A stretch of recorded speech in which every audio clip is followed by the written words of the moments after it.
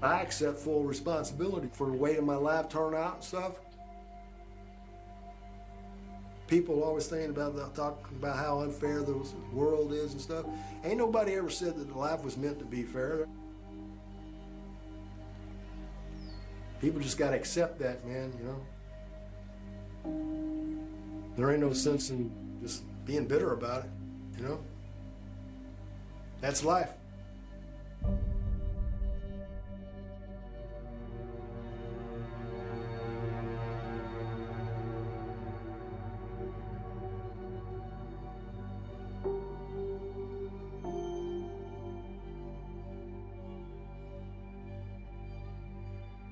I'm James Robertson.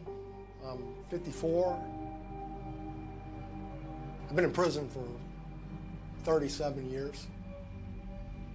You know, I finished my original time way back in the late 80s.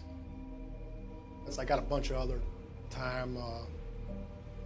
I don't even really know how much time, about 100 years, I guess. I just got to the point where I said, man, fuck this shit, I'm going on death row.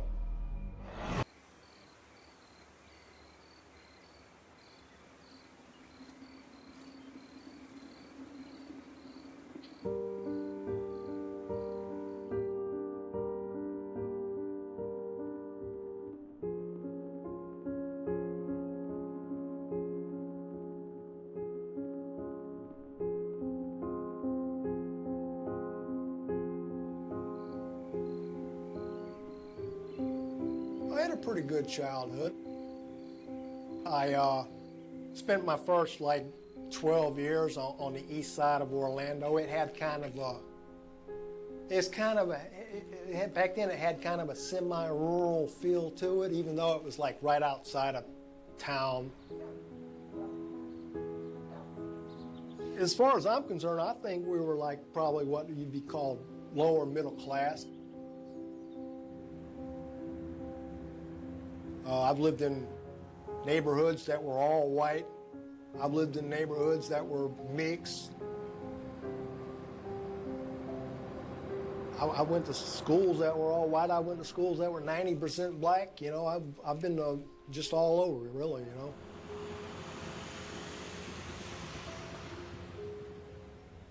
I didn't go to school. A lot of times, you know, when I was in junior high, I used to skip school all the time.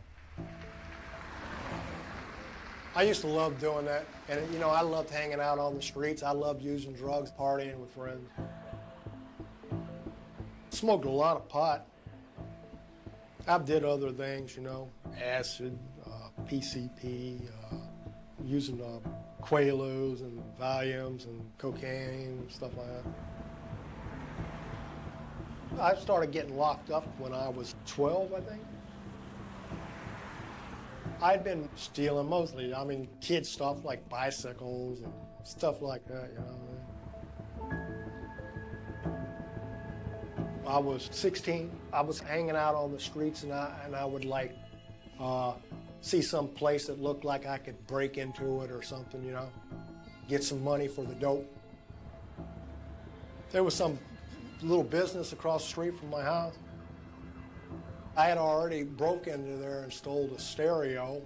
You know, I took it to the dope man, you know, got some dope. And I went back in there to steal some speakers. And some security guards caught me. And I got into a little wrestling match with them, and I had a knife in my sock. I tried to get the knife out and stab them so I could run off. But I couldn't get to it. You know, they were both on top of me.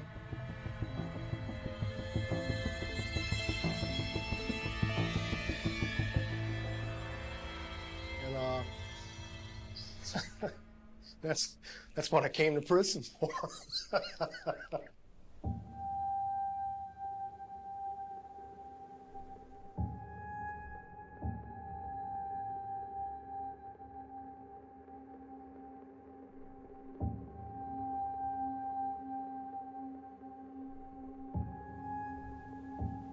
Originally, I had a 10-year sentence. Then I Something happened. I was at Cross City Correctional Institution, and some guy got killed, and I didn't kill him, but some other guys killed him, and I got 15 years for that. Tried to escape one time. I went to outside court, and I kicked the guard. I tried to take his gun from him.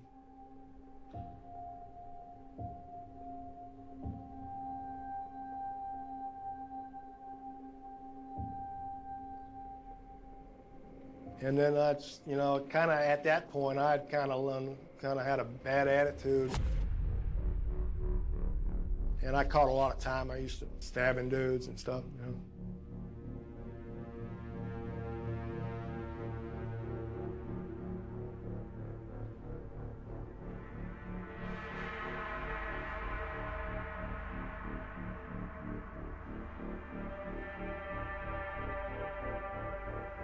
I was in a position where I was getting into fights all the time, and I had a riot and all this stuff, you know, all this bullshit, you know. So they made a big deal out of that, like, oh man, that's terrible.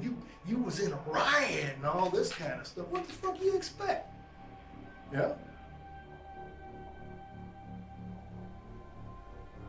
That's the stuff that you expect. You should expect that to happen in prison. It's prison.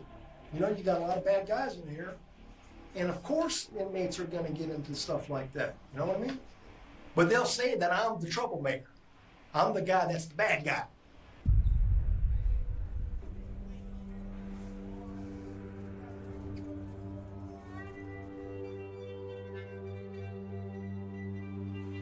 I got put on some kind of like long-term maximum security status where you're locked in the cell all the time.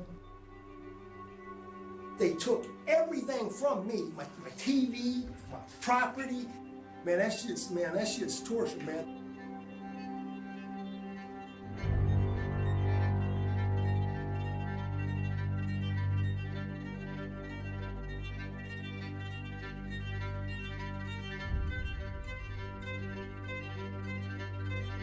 You're locked in a cell all day. I mean, you might get to come out a couple times a week for like 2 hours or something like that. They'll put you in a little dog cage.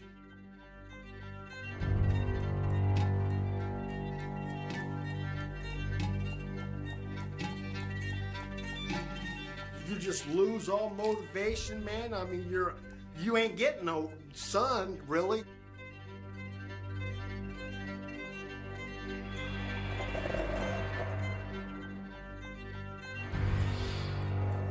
I gotta live in humiliation every damn day. The guards humiliate you all the damn time. They treat you like shit, you know? Like they think you're a bug or something, you know? And it's crazy because the motherfuckers that they like are the bugs.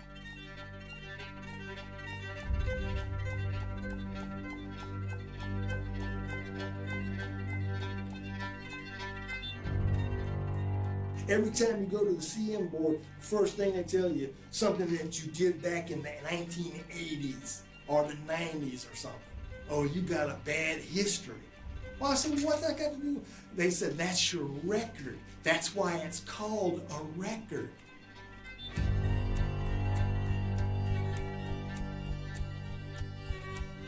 They would use that as an excuse to keep me on CM. Now, they're not treating all those inmates like that. Some of those inmates, they get DRs and they'll let them out on the compound. You know what I mean? I mean, you just sit in that cell all damn day, man. That's inhumane, man. I mean, that's crazy. They just put somebody in a cell, man, and take all of his privileges from him for years and years and years. And I'm seeing all these other guys get off of CM. I knew that they was going to use any excuse that they could to keep me on CM. Any excuse. Finally, I got mad, and I said, I'm going to go ahead and kill somebody. It was premeditated. I wanted to get on death row.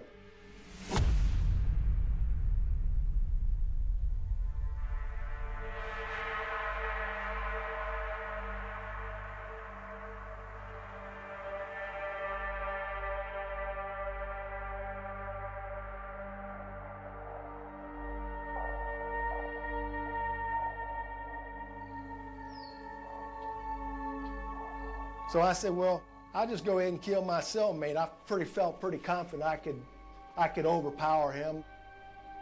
He was a child molester. And I didn't really want him to have the child molester in my cell. Believe me, it was premeditated all the way.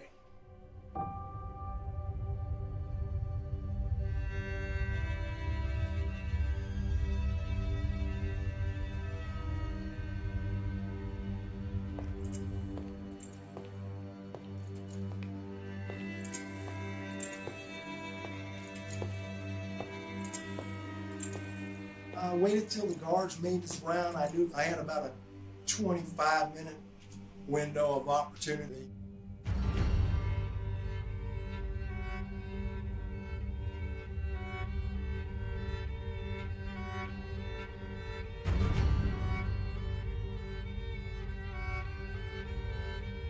I got behind him, I nudged him.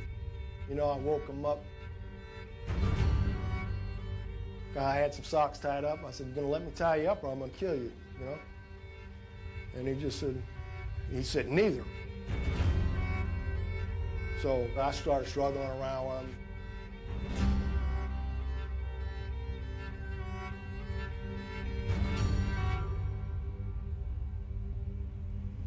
Eventually I overpowered him, strangled him. It was like, took about, I don't know, about 6 minutes, 5 or 6 minutes, 4 minutes. I don't feel bad about it.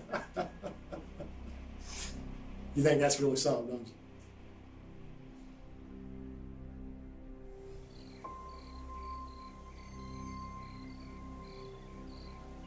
I just got to the point where I said, man, fuck this shit. I'm going on death row. Man, fuck that CM shit. I'm tired of living in humiliation every day. Fuck that. You looking at me like you think, oh man, that guy crazy, man.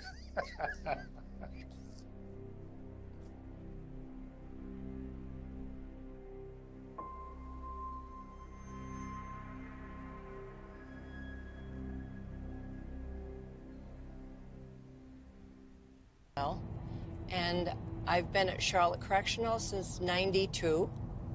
I'm a staff nurse there, and at the time, I was working in the medical department, taking care of close management and open population.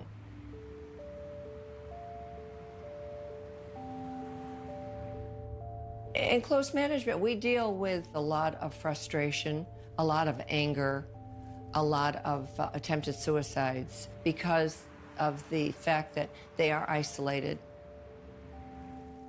They don't have the amount of phone calls. They don't have the amount of visits the general population has. They don't have the freedom. After a while, some inmates, it just gets to them. They sleep most of the day. But if you go by close management at night, they're up all night and they're fighting amongst one another, one room and the other. You can hear them all night long. So close management brings a whole different flavor to the pot.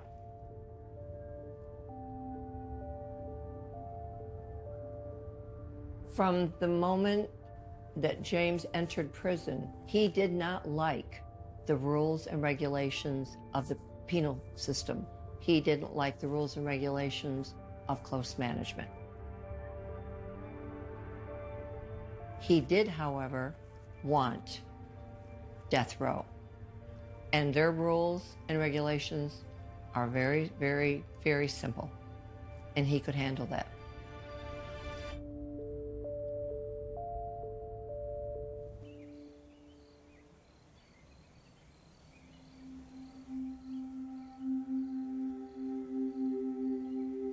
A death row, and there's a big difference between death row and close management. It would be like going from the slums to Beverly Hills. They have their own TV. They have their own bedspreads if they want to. The food is quite different. They have their own nurse. They have their own exercise area. And it's quiet. Death row, you can hear a pin drop. And surprisingly enough, they have this camaraderie with one another, that they're all there together. And so death row for them is a safe haven. But the other thing is, in their mind's eye, they know they're not going to be executed tomorrow. They know that they're going to be there for maybe 25 years. So they know that they're not going to be going any place but the row. They have come home. And that's how the majority of them look at it. They love death row.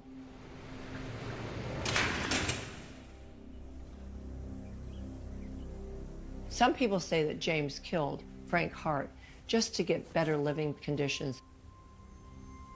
My feeling is an inmate that is like James is very narcissistic. And I think he wanted to be on death row to show everybody that he made it. It's just like going to medical school when you graduate. In his mind, he made death row.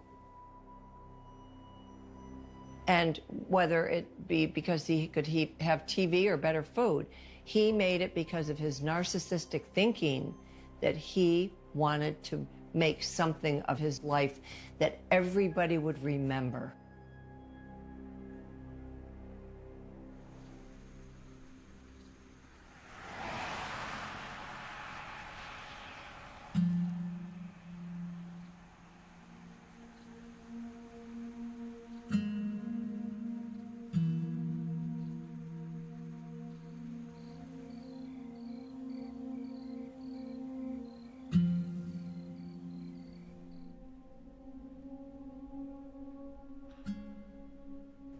My name's Robert Lynch.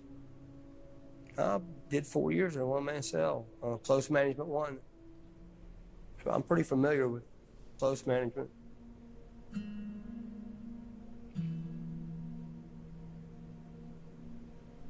I've been in several prisons with James Robertson, Chicken Head. I'm pretty sure that we started off together in the late 80s at Sumter Correctional. I know him pretty well. I know him pretty good. I can't imagine why he would say I'm a friend. I think he's a piece of shit. I don't hang out with him. He's not my drinking buddy. He's not, I mean, he's not, I don't know why. I don't know why he would say that I'm his friend or he's my friend. I mean, I've messed up, I've come to prison, but if I give you my word, it's good. I'm not going to pick on somebody that's defenseless. That's not his outlook. His outlook is if he thinks that he can do something to you and get by with it, he'll do it. If he thinks he can't get away with it, he won't. You know, and for me, that's a coward.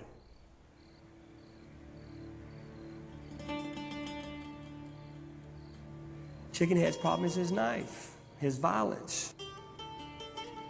If he has a problem, he goes and gets his knife. When he could probably just beat somebody up. You don't want to just kill somebody to be killing them, you know? And that's his first thought is he'll go get his knife about small, little, minute things.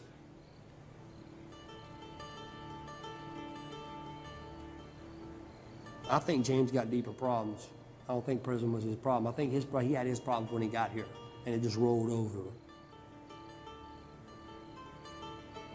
I mean, if you want to get off CM and you want off CM, all you have to do is do what you're supposed to. That's all they want you to do. They don't ask you to do anything grand. They don't want you to do anything special. When you go on CM, all you have to do is what you're supposed to do for a certain period of time, and they'll say, okay, get back out there in population. So him saying that, me talking about what I've done in the 80s and 90s is bringing up this or causing me to do this, that's a cop-out, which doesn't surprise me with him.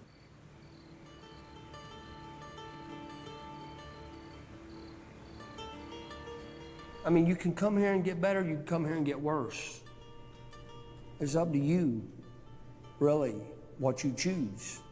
You can choose to come here and stay forever if you want. All you got to do is pick up a knife and go start poking holes in people and mess around, kill one of them. You're never getting out. Chicken Head is never going to change. He's always going to be a threat. He'll always be a threat to security. He'll always be a threat to people around him. He'll always be a threat to himself. If he's done with living and he's tired of living, all you gotta do is get up on that top bunk in that two-man cell, dive off, swan dive. If you're tired, if you're really tired, dive off. You know what I mean? Get your razor blade one time, it's over. That's what people do when they're tired of living. He's still alive. He ain't tired of living.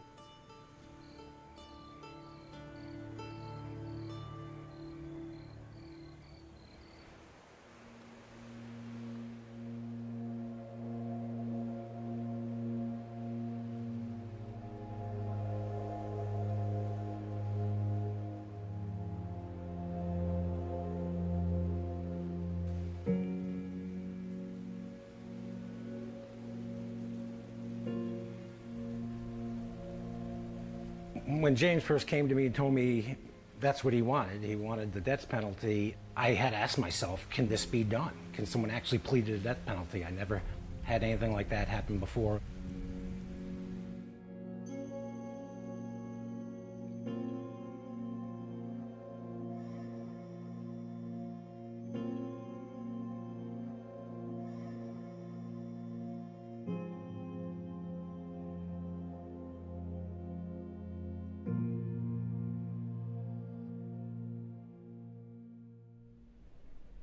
My name is Mark DeSisto. I'm the attorney for James Robinson, who's present to my left. He's the defendant in this matter.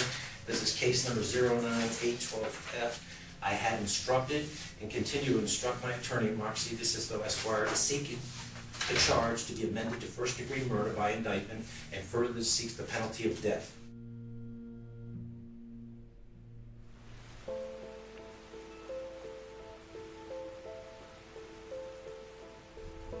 I was actually Mr. Robertson's 5th attorney. He had 4 previous attorneys. His last attorney removed himself because they developed some animosity over the issue of pleading to a death penalty. All his attorneys I spoke to said he was a level-headed guy. They could get along with him. He wasn't disruptive or violent or anything in their dealings with him. They just said that he was set on getting the death penalty, and he just would not listen to them, that wasn't on the table at the time. The first meeting I had with Mr. Robertson lasted approximately 15, 20 seconds. He was in lockup at the courthouse. I introduced myself, told him I'd be on his case. Asked him if it was true that he was seeking the death penalty in his case. He said yes, and I told him I'd be in touch with him soon. It was a short meeting. I didn't know how to take him. I didn't know what to expect when I first met him. But he seemed happy, I guess is the word, that I was getting on the case. I was aware that Mr. Robinson spent quite a bit of time in close management. The closest other clients I've ever had to anybody with a large amount of time was 8 to 9 months. I've never heard of anybody besides Mr. Robertson that I've represented that spent nearly their entire life in close management. I would imagine it would destroy the mind. I mean, it's got to affect your psyche in some way. I don't see it ever helping an individual.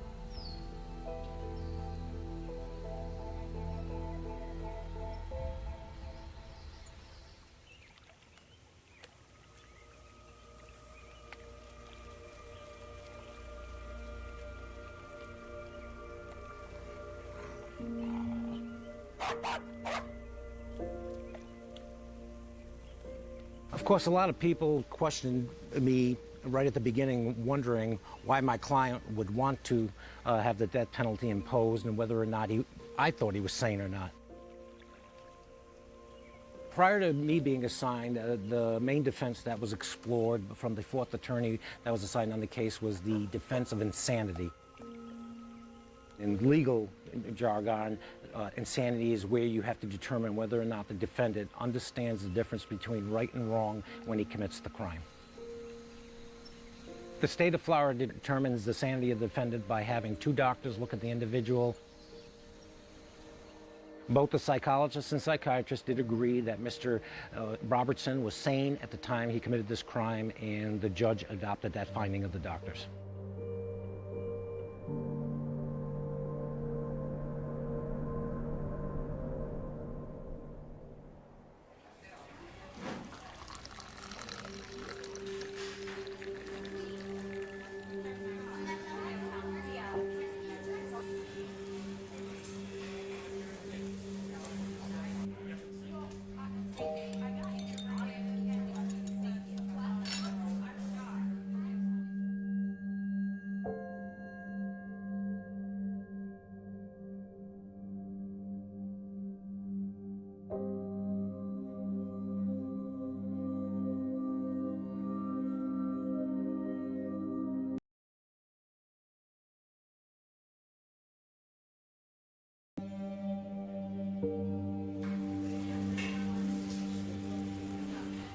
Everybody has a story to tell.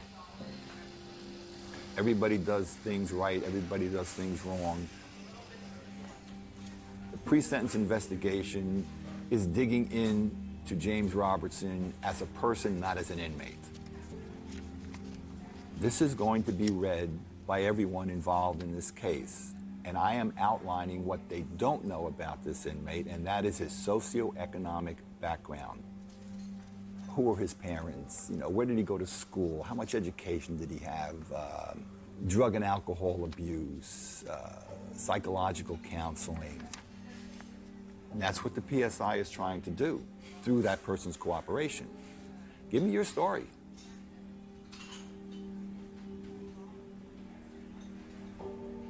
So I actually interviewed James Robertson, was very truthful with him, let him know who I was, why I was at the jail to interview him, and I felt that he was cooperative. He didn't act nasty. He didn't give me any reason to feel uncomfortable.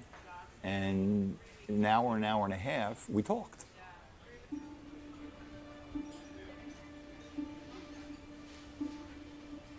Violence is a part of James Robertson because violence was a part of his upbringing. Problem with his mother and father. He explained that he got hit with switches. Parents divorced, remarried, divorced, alcohol, yes. It was there, it was brewing, it was bubbling. And of course, that leads you to this, prior record.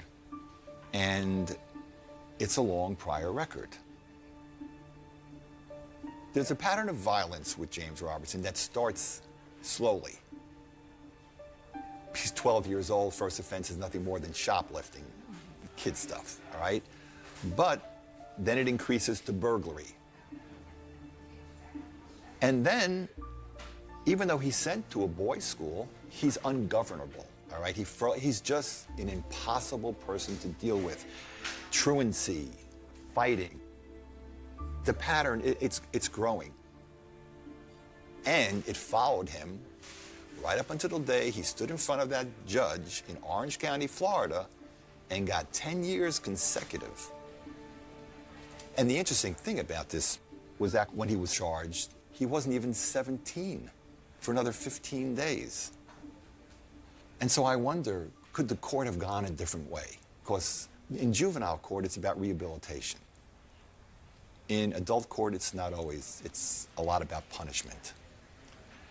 And this was his punishment.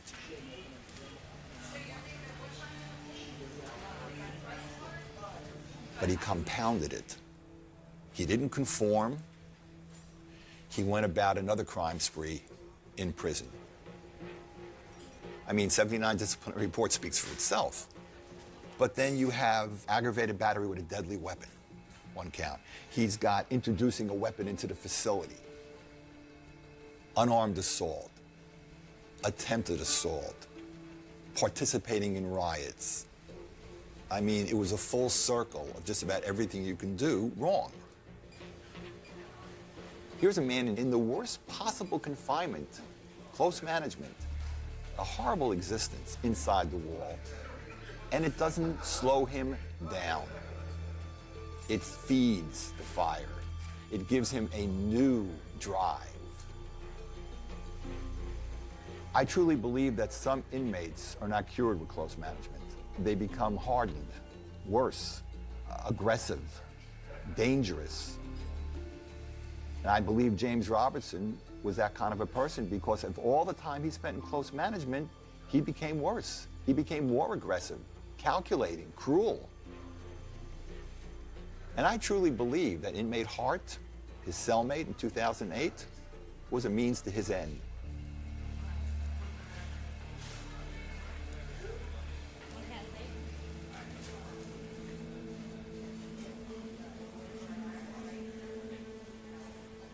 The recommendation portion of the pre-sentence investigation, the last stop, after gathering everything, after analyzing everything, if found guilty, the recommendation would be for the death penalty.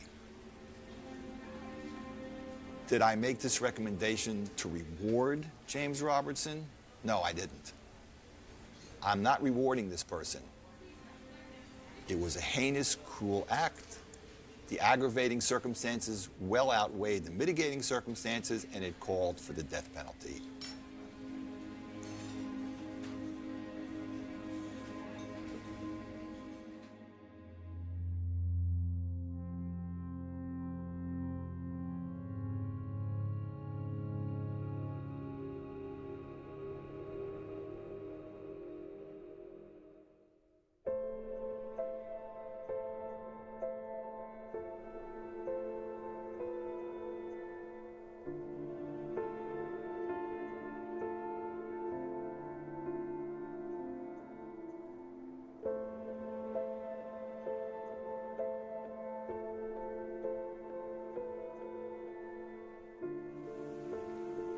I asked Mr. Robertson right at the very beginning, why would you want to have the death penalty? What's your reasoning behind that?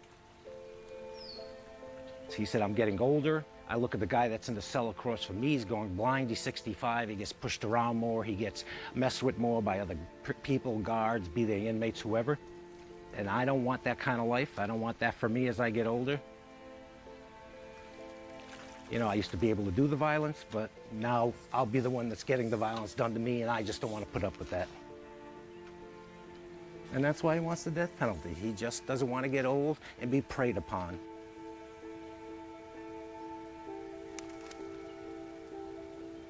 Does Robertson deserve sympathy? Yeah, I think he probably does. I mean, obviously, he was the individual that committed the crime that put him in prison. But again, prior to going to prison, he was a young man. He was still a kid in my eyes at 17 years old. He had no parenting. I understand his parents were alcoholic and substance abusers. He had no guidance. When you start adding all those things up and looking at everything he's been through, especially being in close management, yeah, I probably think he deserves some sympathy.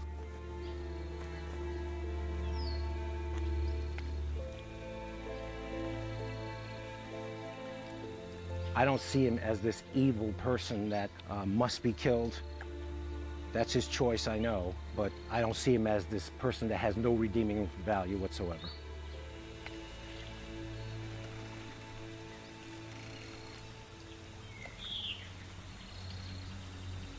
I will go to his execution. That's a 100% thing I wanted to do from the very beginning. I'm thinking I'll probably be the only friendly face he'll recognize there. I don't want him to be put to death not knowing that someone was there that was on his side up until the end. So I plan on being in that same room, and I keep close tabs on it. Whenever it's ordered, I'll be there.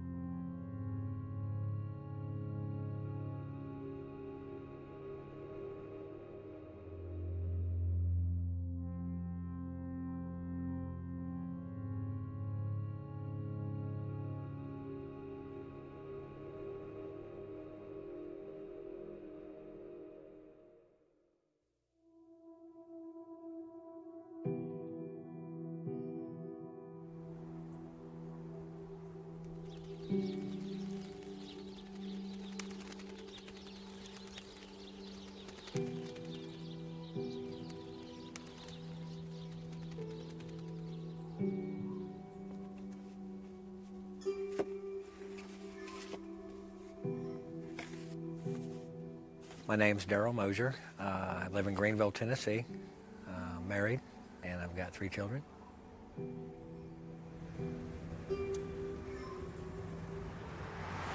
James Robertson is my cousin. His mother and my mother are sisters. I moved to Tennessee from Florida August of 2006. Wasn't until I moved here I seen my first snowfall. James's family, his mother and father, just for whatever reason, you know, they just forgot about him. His 2 brothers haven't contacted him in over 25 years. You know, they just didn't put any effort into helping him, you know, financially or, you know, just letters alone makes a big difference being in there. You know, there was no support whatsoever. I'm the only one in contact with him now.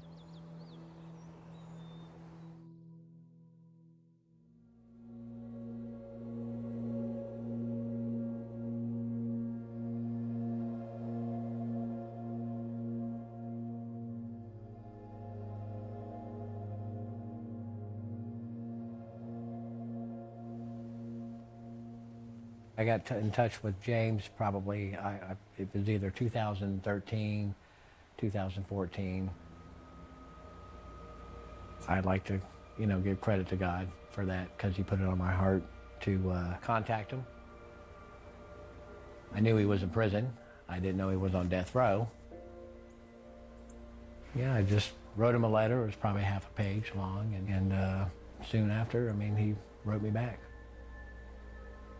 So we've been in contact probably for about 4 years now.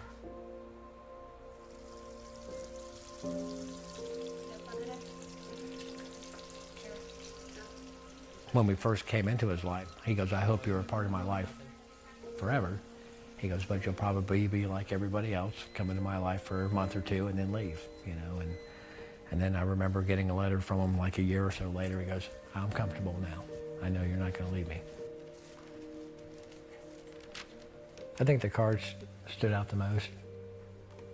These are all from James.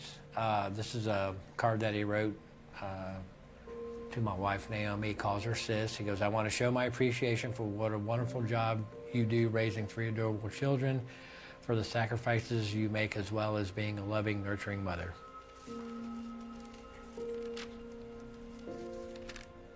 You know, before he would just say, in closing, see ya, Jimmy. And then it started going to, love you, bro.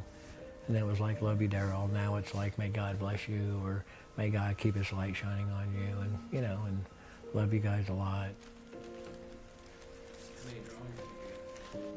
It's almost like his hardened heart has been softened. I think that the love that we show him, that he's never had before, it's just changed his whole life.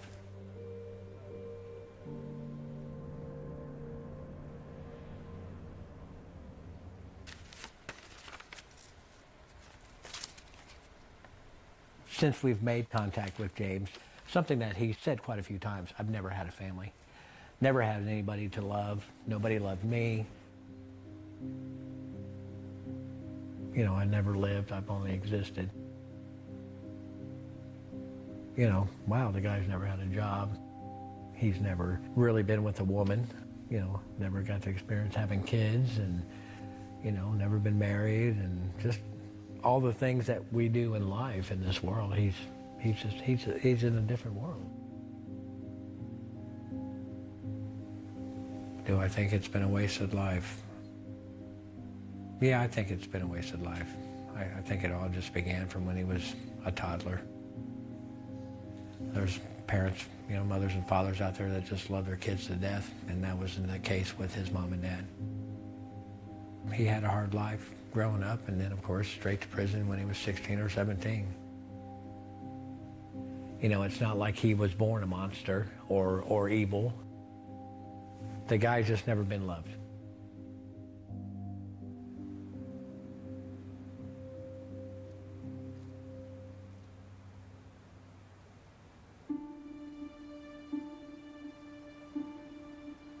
I'm not sure when James is going to be executed.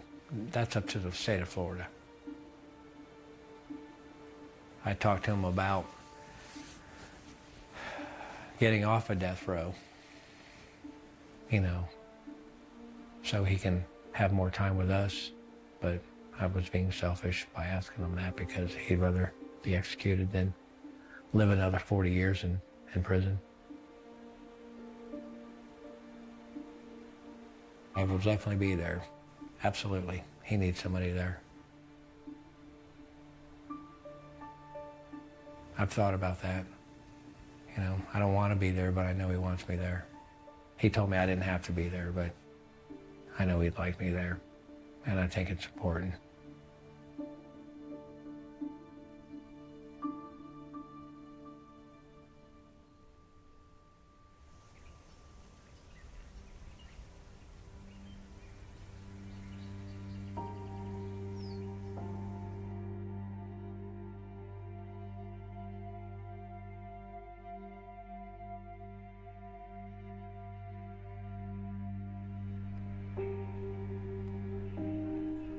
I can't even express in the words how good it feels to have somebody that cares about you like that, you know what I mean?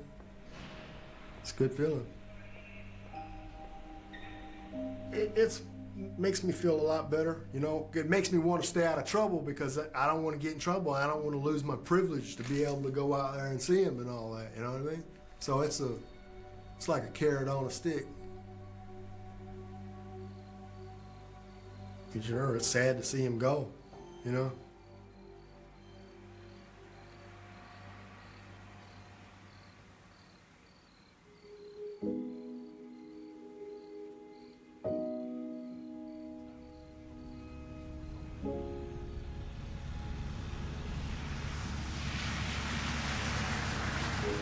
I accept full responsibility for you know, having to spend the rest of my life in prison. I accept full responsibility for that. You know what I mean?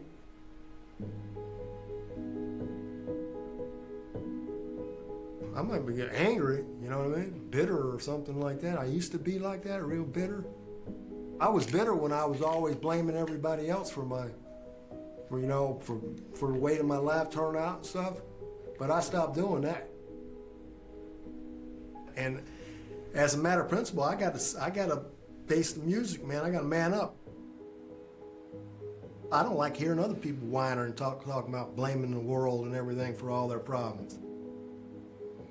April 1st, Sill, 1988. Good Friday, Fort Wayne, Indiana. An 8-year-old girl named April Marie Tinsley left her home to retrieve an umbrella from a friend's house. It was an ordinary task on an ordinary spring afternoon. Within hours, she would disappear. 3 days later, her body would be found in a ditch near Spencerville, roughly 20 miles from her Fort Wayne neighborhood. The discovery transformed a missing child investigation into a murder case that would haunt Allen County for 3 decades. Investigators had evidence. They had witnesses. They had DNA. But they did not have a name. And what made the case even more disturbing was that the unknown killer would not simply disappear after the murder. Years later, someone claiming responsibility would taunt the community with messages, apparently daring police to find him. The case became one of Indiana's most notorious cold cases. Then, in 2018, after 30 years of silence and frustration, a new kind of forensic investigation began following a trail that investigators in 1988 could never have imagined. Genetic genealogy would reach into the killer's family tree. A discarded piece of evidence would become a bridge to the past, and the unknown offender would finally have a name: John D. Miller. The story began on that Friday afternoon when April was playing with friends and moving between nearby homes. At some point, she went back toward her own home to retrieve her umbrella. She never returned. Her mother reported her missing that evening when April failed to come home for dinner. The disappearance immediately triggered a large search. Police officers and volunteers began looking for the little girl. Time became critical. Every passing hour increased the fear that something terrible had happened. Then came the discovery that no family wanted. On April 4th, April's body was found in a ditch near Spencerville. The missing child case had become a homicide investigation. The medical evidence indicated that April had been sexually assaulted and died from asphyxiation. DNA evidence was recovered from her underwear. Investigators now had biological evidence that could potentially identify the person responsible. But in 1988, forensic DNA technology was nowhere near what it would become decades later. Investigators sent samples for profiling, but the early results did not provide the answer. The killer remained unidentified. A composite sketch was developed from a witness account describing a man believed to have forced April into a vehicle. Detectives followed leads. Suspects were considered. Samples were examined. Yet the case refused to break open. The investigation entered the long, painful world of the cold case. The years passed. 1989 became 1990. Then something happened that made the case even more disturbing. Someone began leaving messages that appeared to claim responsibility for April's murder. In 1990, writing was discovered on a local barn that referenced April by name and threatened another killing. The message was not simply a clue. It was a taunt. It suggested that the person responsible was still somewhere in the community, still watching, still capable of reaching out. The fear that had begun with April's disappearance now had a new dimension. Police were no longer searching only for a killer from the past. They were confronting someone who appeared willing to remind the public that he had not been caught. Investigators continued working the case, but the identity of the writer remained unknown. Years later, in 2004, more disturbing evidence appeared. 3 used condoms were discovered at locations around Fort Wayne and nearby Grabille, along with messages apparently written by the same person claiming involvement in April's murder and threatening further violence. DNA recovered from the condoms matched the DNA profile associated with the original crime. Suddenly, investigators had confirmation that the person connected to those later taunts was genetically connected to the evidence from April's murder. The messages were horrifying, but scientifically they were significant. They reinforced the connection between the original crime and the person who had been leaving the note. Yet there was still no name. The DNA profile belonged to an unknown man. For years, investigators could compare that profile against available databases, but no decisive match emerged.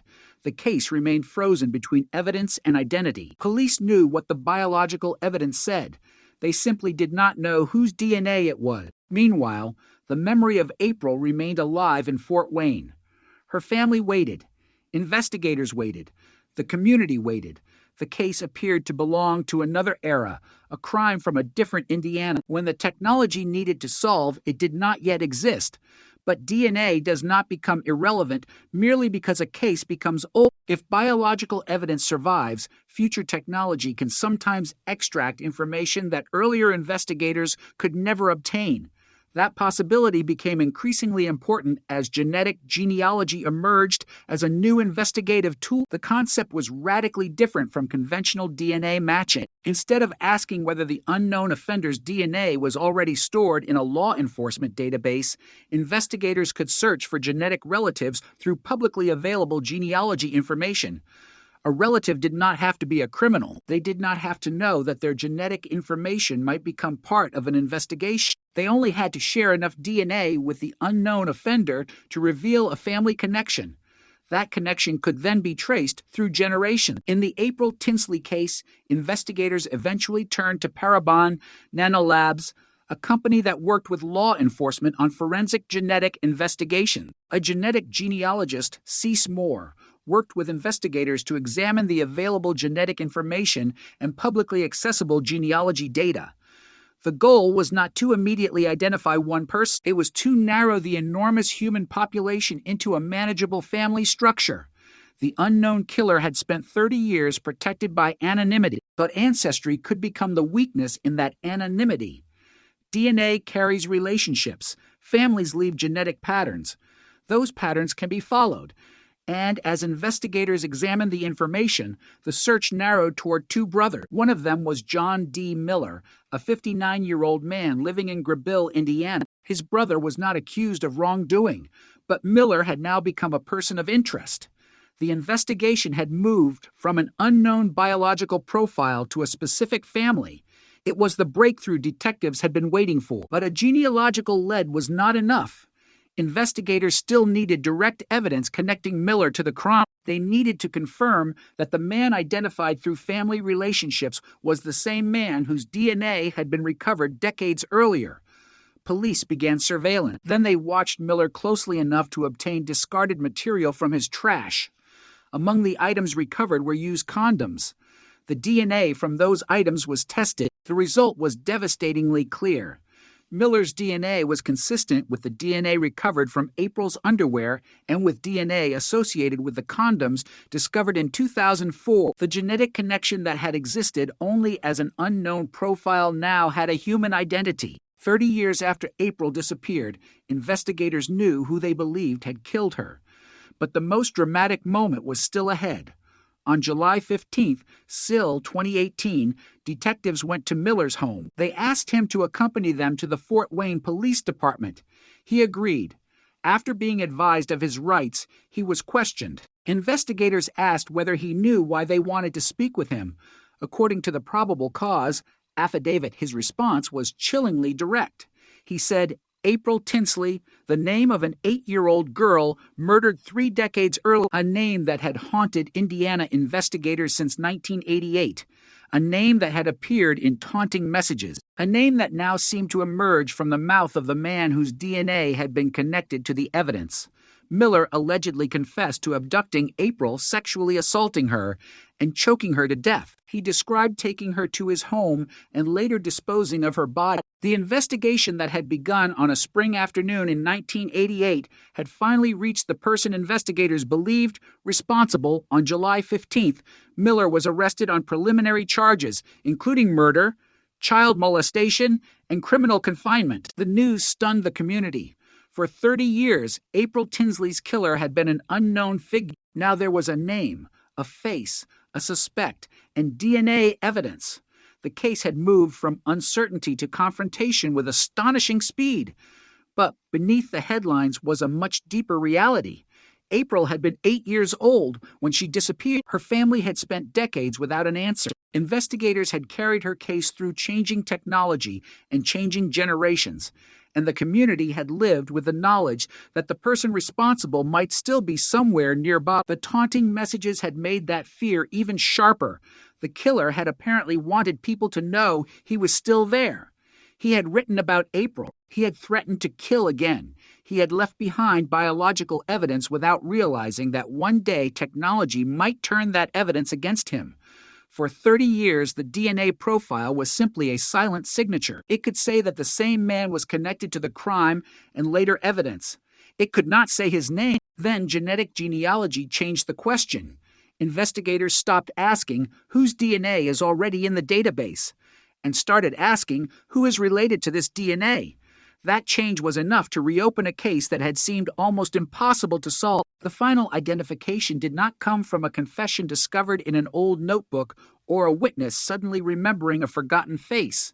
It came from biology, from family connections, from preserved evidence, from a forensic trail that had existed since 1988 and waited patiently for investigators to develop the tools needed to follow it. The killer had counted on time.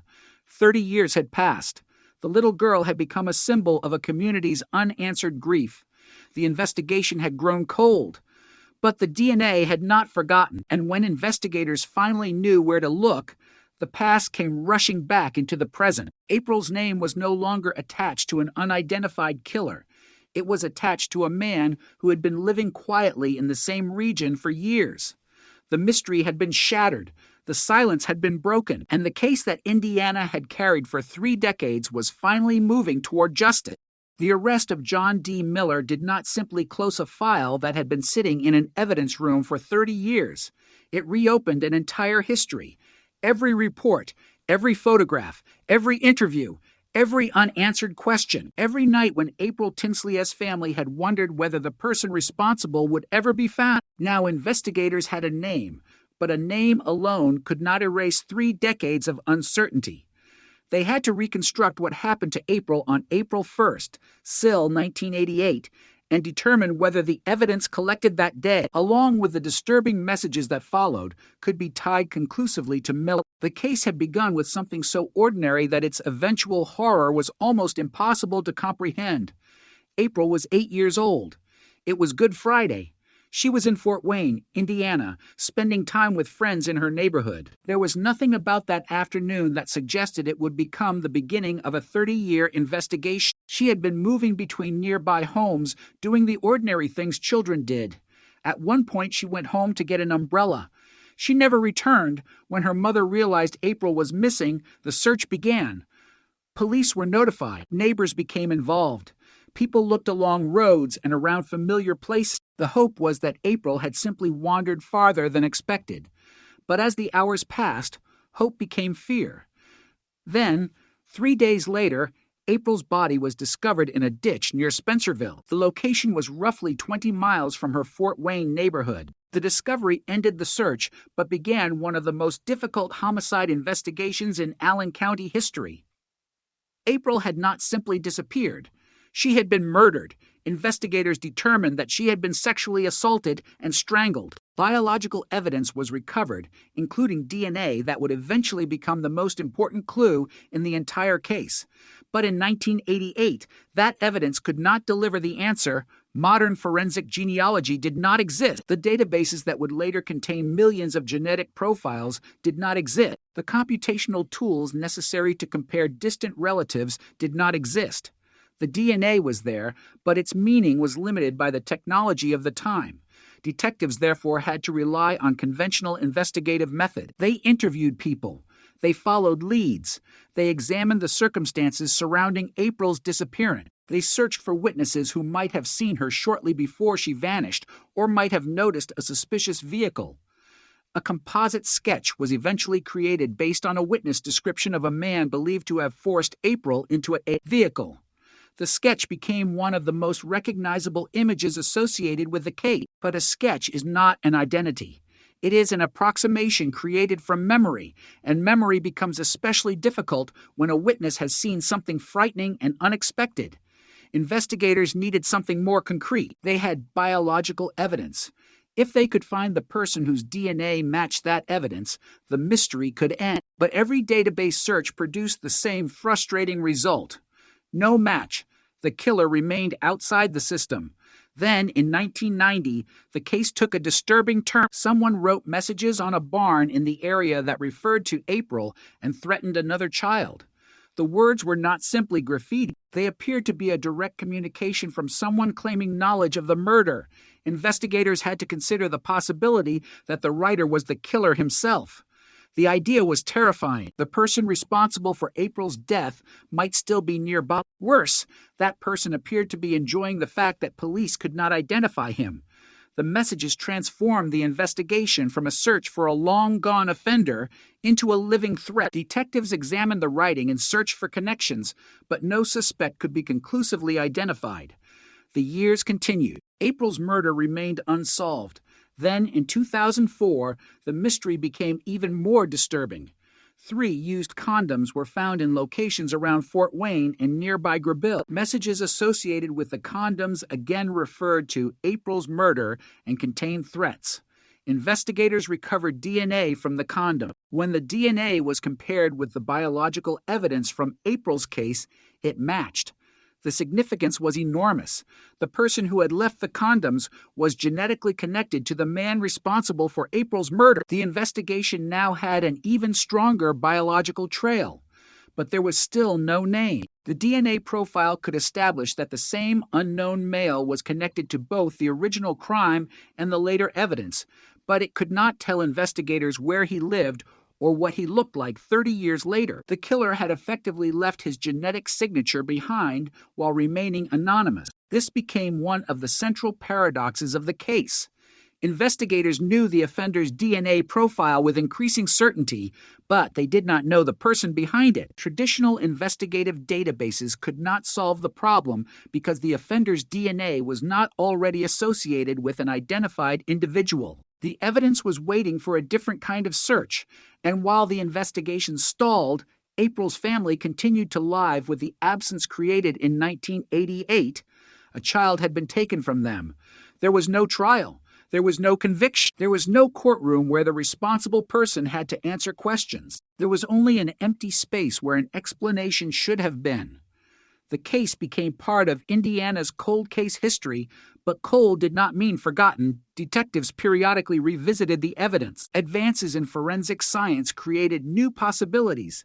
DNA technology improved dramatically. Investigators could extract and analyze genetic information with greater precision than had been possible decades earlier. Yet the central obstacle remained. How do you identify an unknown person when the traditional databases do not contain him? The answer began emerging from a completely different field. Genealogy. People had been using genetic testing to learn about ancestry and family relationships.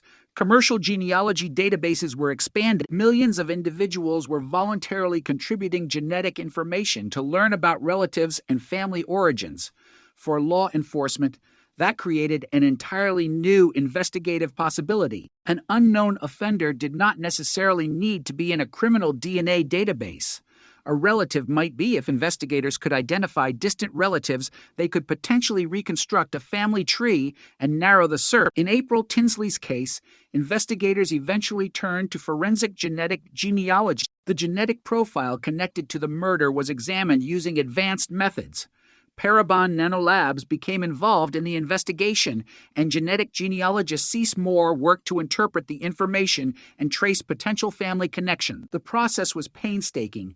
Investigators were not simply given a name, they were given relationships. From those relationships, they had to work backward and sideways through family histories, identifying branches and determining which individuals could plausibly fit the biological profile and the known circumstances of the crime. Eventually, the investigation narrowed toward a family in the Fort Wayne area. Two brothers emerged as important possibilities.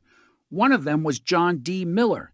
He was 59 years old and living in Grabille, Indiana. For investigators, this was the moment when the case changed from a mystery about an unknown biological profile into an investigation of a specific human being. But detectives understood that genealogy was only a lead. It was not proof. The fact that Miller was genetically related to the unknown profile did not automatically establish that he was the killer. Investigators needed direct evidence. They needed to compare Miller's own DNA against the biological evidence that had survived from April's murder and the later messages, so they watched him. They gathered information. They looked for an opportunity to obtain DNA without alerting him to the investigation. Eventually, they recovered discarded material from his trash, including used condoms. The material was submitted for forensic analysis. What came back was the confirmation investigators had been waiting for. Miller's DNA was consistent with the DNA profile recovered from April Tinsley's underwear and with the DNA associated with the condoms discovered in 2004. The genetic genealogy had provided the path. The direct DNA comparison provided the bridge. 30 years after April was murdered, investigators finally had the biological evidence needed to connect a living suspect to the crime. But even with that breakthrough, the emotional reality remained extraordinary. For decades, investigators had stared at an unknown DNA profile. They had known the offender existed. They had known the same person was connected to the later messages. They had known someone had taken April's life. But they had not known the person's name. Now the name was John D. Miller.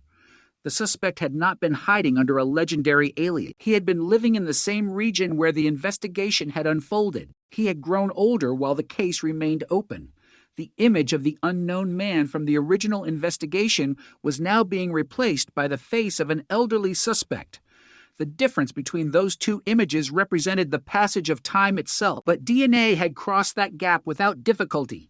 It did not matter that the suspect had aged. It did not matter that the neighborhoods had changed. It did not matter that 30 years had passed. The biological evidence remained connected to the same person. Investigators now had to decide when to make their move. They had waited decades for this moment.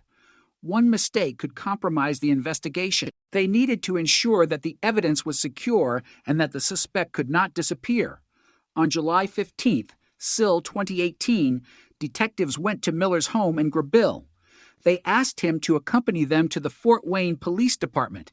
He agreed. The case that had remained unresolved since 1988 was suddenly moving toward a confrontation. At the police department, Miller was advised of his rights.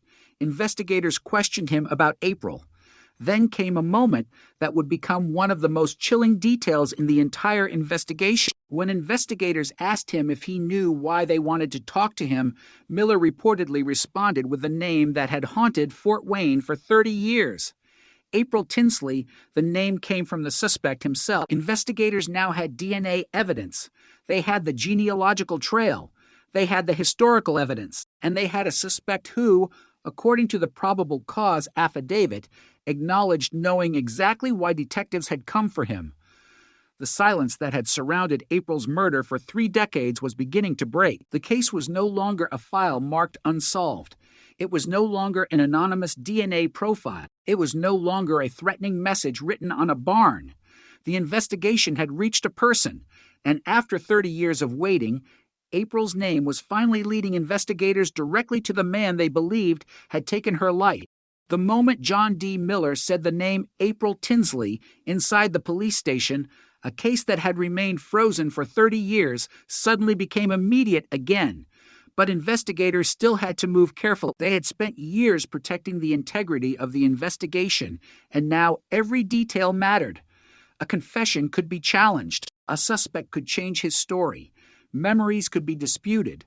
But the DNA evidence was different. It had been collected decades earlier, long before Miller was ever identified. It had connected the biological material from April's clothing to the later evidence found in 2004. Now investigators had obtained DNA associated with Miller himself, and the comparison provided the critical link between the unknown offender and the man sitting in the interrogation room. The science that had once seemed incapable of identifying the killer had finally reached its destination. But before that destination could become a conviction, investigators needed to understand what Miller would say about the events of April 1st, Sill 1988. The details contained in the probable cause affidavit were deeply disturbing. According to investigators, Miller admitted that he had abducted April, sexually assaulted her, and killed her by choking her. He also described taking her to his home before disposing of her body. The statements gave detectives information that could be compared with the physical evidence and the known timeline. This was no longer simply a genealogical investigation. It had become a homicide case centered on a specific suspect whose DNA was already tied to evidence from the original investigation.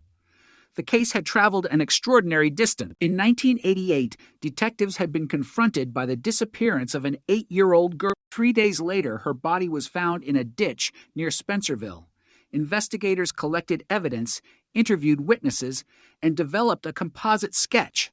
They knew April had been sexually assaulted and strangled, but the technology available to them could not identify the person responsible.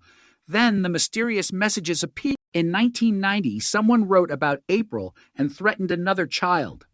The message created a new level of terror because it suggested that the person connected to the murder might still be nearby for the community. The possibility was horrifying. The killer had not simply disappeared into the past. Someone appeared to be watching. Someone appeared to know details about the case. Someone appeared willing to communicate with investigators, yet the identity remained hidden. 14 years later, the case produced another extraordinary development. In 2004, 3 used condoms were discovered in the Fort Wayne and Grabille area. Messages accompanied the discoveries, including references to April's murder and threats of further violence. Investigators recovered DNA from the condoms. When they compared that DNA with the biological evidence from April's case, it matched. The discovery established something crucial. The unknown man connected to the original murder was also connected to the later evidence. The offender had effectively left another biological fingerprint on the investigation. But again, there was no name. The DNA profile could identify a biological individual, but it could not tell detectives who that individual was. That distinction explains why the case remained unsolved for so long. Investigators were not working without evidence. They were working with evidence that could not yet be converted into identity. The DNA was powerful, but it was incomplete as an investigative tool. It could connect crimes. It could establish that one unknown male was involved. It could exclude people whose DNA did not match. But without a database match, it could not point directly to a suspect. The investigation, therefore, became a waiting game between science and time. Then forensic genetic genealogy changed the rules. Instead of requiring the unknown offender's own genetic profile to appear in a law enforcement database, investigators could search for relatives. The strategy was based on a simple biological fact. People inherit DNA from their ancestors, and distant relatives can share identifiable genetic segments. If investigators could find a relative of the unknown offender, they could potentially build a family tree and work toward the person whose DNA created the original crime scene profile. The method required enormous care. A relative was not a suspect merely because of a genetic connection. Investigators had to reconstruct relationships and identify individuals who fit both the biological evidence and the circumstances of the case. In April's investigation, forensic genetic genealogy eventually narrowed the possibilities toward a family connection involving two brothers. One was John D. Miller. Miller was living in Grabille, Indiana, within the same general region that had been part of the investigation for decades. For detectives, the geographic connection was significant, but it was not enough. They needed direct DNA evidence. That requirement was crucial because the entire investigation depended on distinguishing a legitimate suspect from a coincidental family connection. Investigators therefore began watching Miller. They needed an uncontaminated sample that could be compared directly with the DNA profile from April's case. Eventually, detectives recovered discarded material from Miller's trash. Among the material were used condoms. The DNA extracted from that evidence was analyzed. The result provided the confirmation investigators had been waiting for. Miller's DNA was consistent with the DNA associated with April's murder and with the DNA recovered from the condoms connected to the 2004 messages. The anonymous genetic profile finally had an identity. The man investigators had searched for since 1988 was now standing in front of them as a living suspect. The arrest that followed was extraordinary not only because of its timing, but because of the method that produced it. 30 years earlier, nobody could have realistically followed the offender through a genealogy database. The technology did not exist. The databases did not exist. The investigative methodology had not been developed, but the biological evidence had survived long enough for the future to catch up with it. On July 15th, SIL 2018, detectives went to Miller's home and asked him to come to the Fort Wayne Police Department. He agreed. At the station, investigators advised him of his rights before questioning him. Then came the exchange that would become one of the most chilling moments in the case. According to the probable cause affidavit, when investigators asked Miller whether he knew why they wanted to speak with him, he identified April by name, April Tinsley. After 3 decades, the name of the little girl whose murder had haunted Indiana was spoken by the man investigators had linked through DNA to the crime. The significance of that moment cannot be separated from the years that came before it. In 1988, April was an 8-year-old child who left home on an ordinary Friday afternoon. Her family expected her to return. She never did. 3 days later, the investigation became a murder case. In the years that followed, her name appeared in police files, news reports, memorials, and the disturbing messages apparently written by the killer. Her family had no courtroom answer. There was no defendant. There was no sentence. There was only the knowledge that someone had taken April's life and remained unidentified. Then, in 2018, that uncertainty ended with a DNA profile and a family tree. The breakthrough was a reminder that cold cases are often not solved by discovering evidence that never existed. They are solved by discovering what old evidence can mean when viewed through new technology. April's case had contained DNA from the beginning. The DNA had already told investigators that a particular man was connected to the crime. What changed was the ability to move from genetic identity to genealogical identity. The killer's family became the map. That map eventually pointed toward Miller, but the investigation still had to establish what happened. According to the affidavit, Miller told investigators that he had approached April, abducted her, and taken her to his residence. He reportedly described sexually assaulting her before choking her. He then allegedly explained how he disposed of her body. Those statements were significant because they could be compared with the known facts of the case, including the location where April's body was found and the forensic evidence collected after her death. Investigators now had several independent lines pointing toward the same person. The original DNA, the later DNA from the 2004 evidence, the genetic genealogy research, the discarded DNA obtained from Miller, and statements made during questioning. The investigation had become dramatically stronger than the case had ever been in the previous 30 years. But for April's family, no amount of forensic detail could change the central fact. She had been 8 years old when she died. Her life had ended before she could grow up, graduate from school, build relationships, choose a career, or experience the ordinary milestones that had continued for everyone else. While the investigation remained unresolved, other people had grown older. April never had that opportunity. That contrast made the arrest especially powerful. The man investigators believed was responsible had lived through the decades that April never could. He had reached adulthood, middle age, and later life while her family continued carrying the loss of a child. The arrest did not restore those missing years. It could not. But it could finally establish responsibility. The case also demonstrated how easily an offender can mistake silence for safety. For decades, the killer had remained unidentified. The passage of time may have created a sense of security. The original investigators had changed. The forensic technology had changed. The public attention had faded. The crime had become part of Indiana's cold case history, but the evidence had not disappeared. The DNA remained. The old messages remained part of the investigation. The records remained. And somewhere inside the genetic connections of an extended family was a path toward the man whose identity had remained hidden. Miller had not been discovered because a witness suddenly recognized his face on the street. He had not been identified because detectives found a forgotten confession. He had been reached through a biological connection that investigators could not have followed in 1988.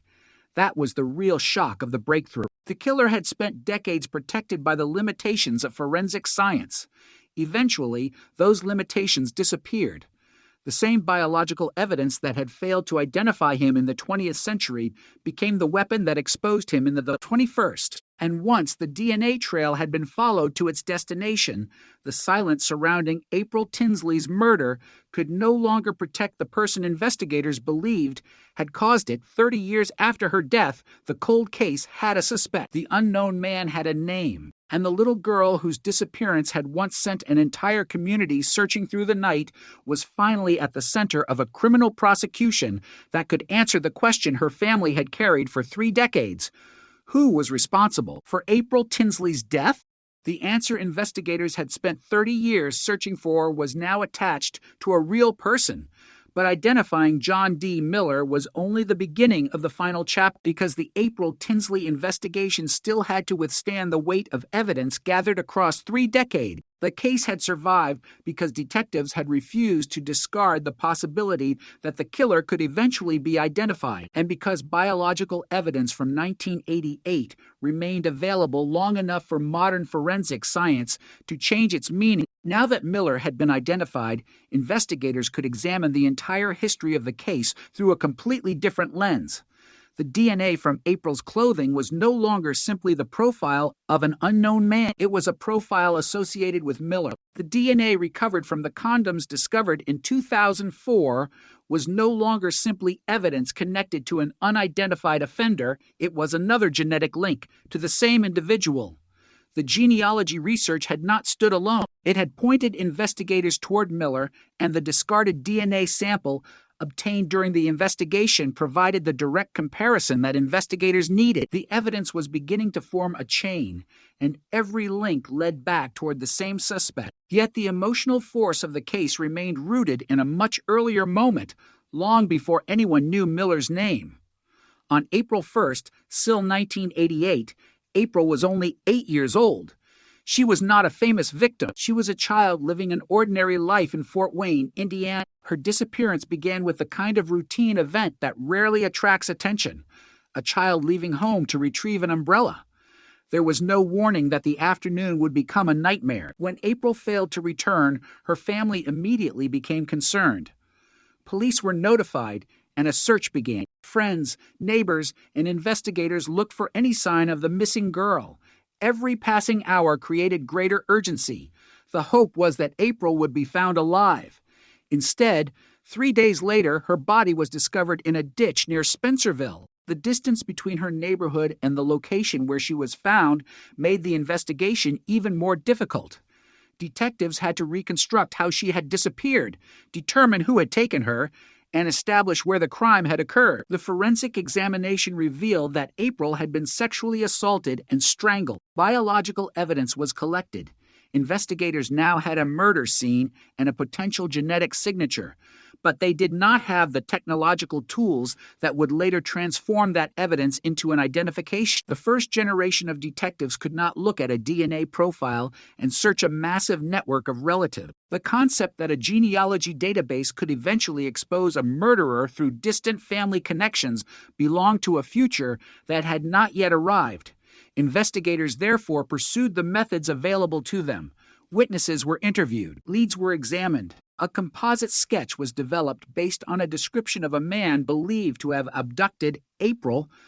The sketch gave the public something to look for, but the person behind it remained unidentified. Months became years. Then the case became even more disturbing when messages appeared that appeared to come from the person responsible. In 1990, writing on a barn referred to April and included a threat against another child. The message created an immediate question for police. Was the killer communicating with the community? If so, was the writer attempting to frighten investigators? Was he boasting? Was he trying to prove that he could remain beyond their reach? Whatever the motive, the effect was devastating. The murder had already created fear. The message transformed that fear into something more personal. Someone seemed to be reminding the community that April's killer was still capable of reaching them. Detectives investigated the messages, but they could not identify the writer. The DNA profile remained unknown. Then, 14 years after April's murder, another development brought the case back into public attention. In 2004, 3 used condoms were found in the Fort Wayne and Grabille areas, accompanied by messages that referred to April and threatened further violence. DNA was recovered from the condom. When investigators compared that DNA with the biological evidence from April's case, the profiles matched. The discovery was both horrifying and scientifically important. The person connected to the 2004 evidence was genetically linked to the man responsible for April's murder.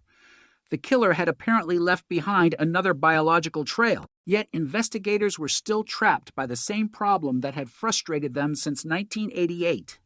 They knew the DNA profile, but they did not know the person. Traditional databases did not provide the answer. Years passed again, but forensic science was changing rapidly. DNA analysis became more sophisticated. Genetic genealogy began creating new possibilities. People were increasingly using commercial genetic databases to explore ancestry and identify relatives. Millions of genetic profiles were being collected voluntarily for genealogical purposes. Investigators began recognizing that these databases could potentially provide clues in cases where conventional law enforcement databases had failed. The logic was simple but revolutionary. An unknown offender might never have been arrested. His DNA might never have entered a criminal database, but a relative could have submitted DNA for genealogy. If investigators could identify that relative, they might be able to reconstruct a family tree and eventually locate the offender. The technique did not guarantee an answer. It required sophisticated genetic analysis, genealogical research, careful elimination of unrelated individuals, and traditional police investigation. But for the April Tinsley case, it offered something investigators had never possessed before: a path around the dead end. The investigation eventually involved Parabon Nanolabs and genetic genealogist Cease Moore. Researchers worked from the DNA profile associated with April's murder and the later evidence. They searched for relatives and reconstructed family relationships. Instead of looking outward across an endless population, they began narrowing inward through ancestry. The unknown offender was no longer simply a man somewhere in Indiana. He was part of a biological family. That family contained branches. Those branches contained names. And, eventually, investigators reached a small group of possible individuals. The search led toward two brothers. One of those brothers was John D. Miller.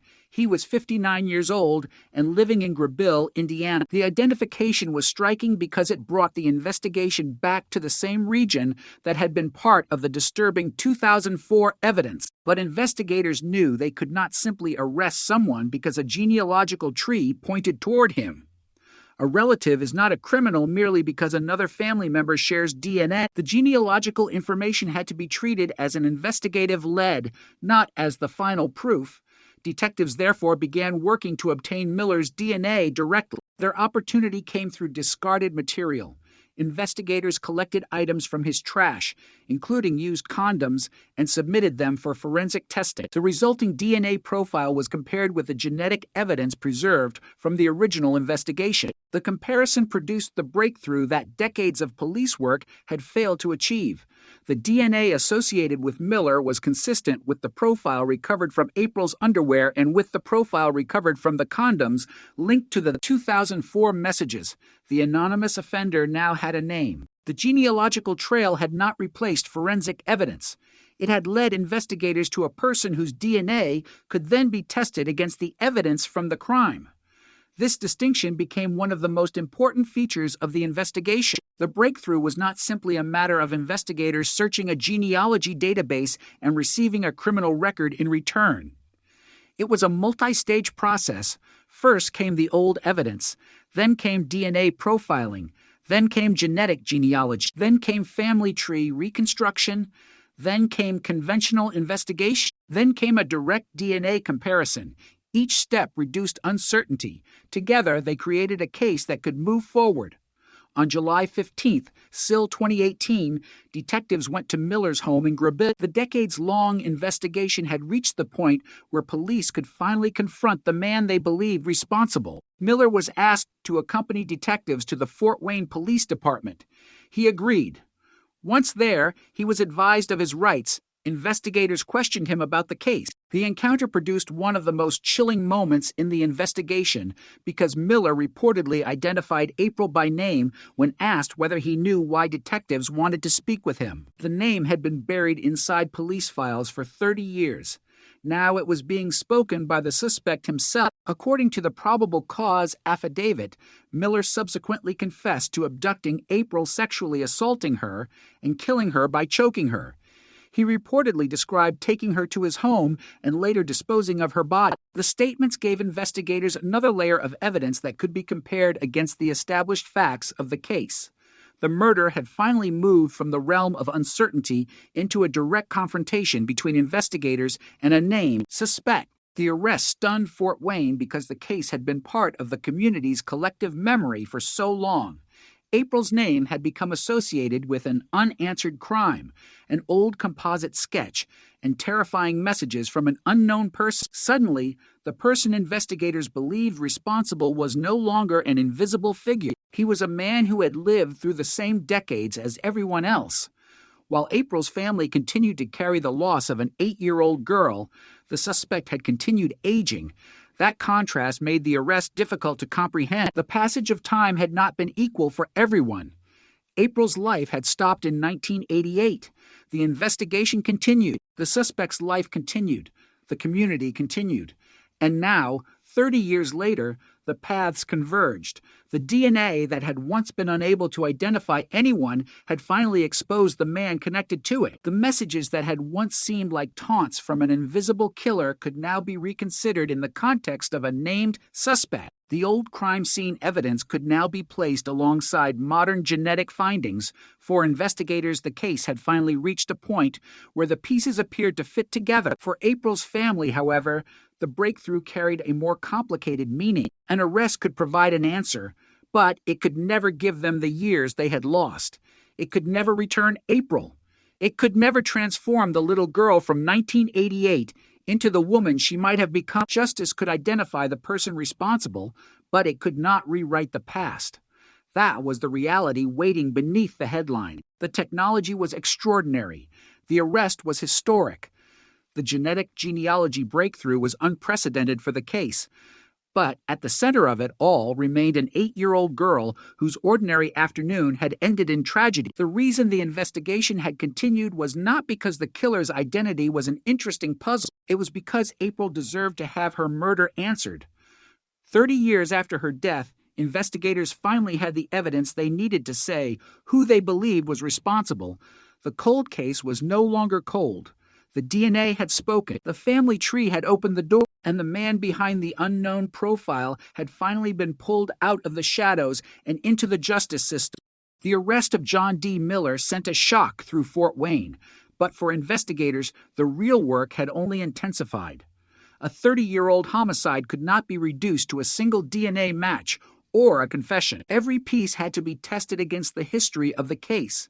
Every statement had to be compared with the physical evidence. Every old report had to be reopened and examined with the knowledge that the unknown offender now had a name. The April Tinsley investigation had survived for 3 decades because detectives had preserved evidence and continued returning to the unanswered questions.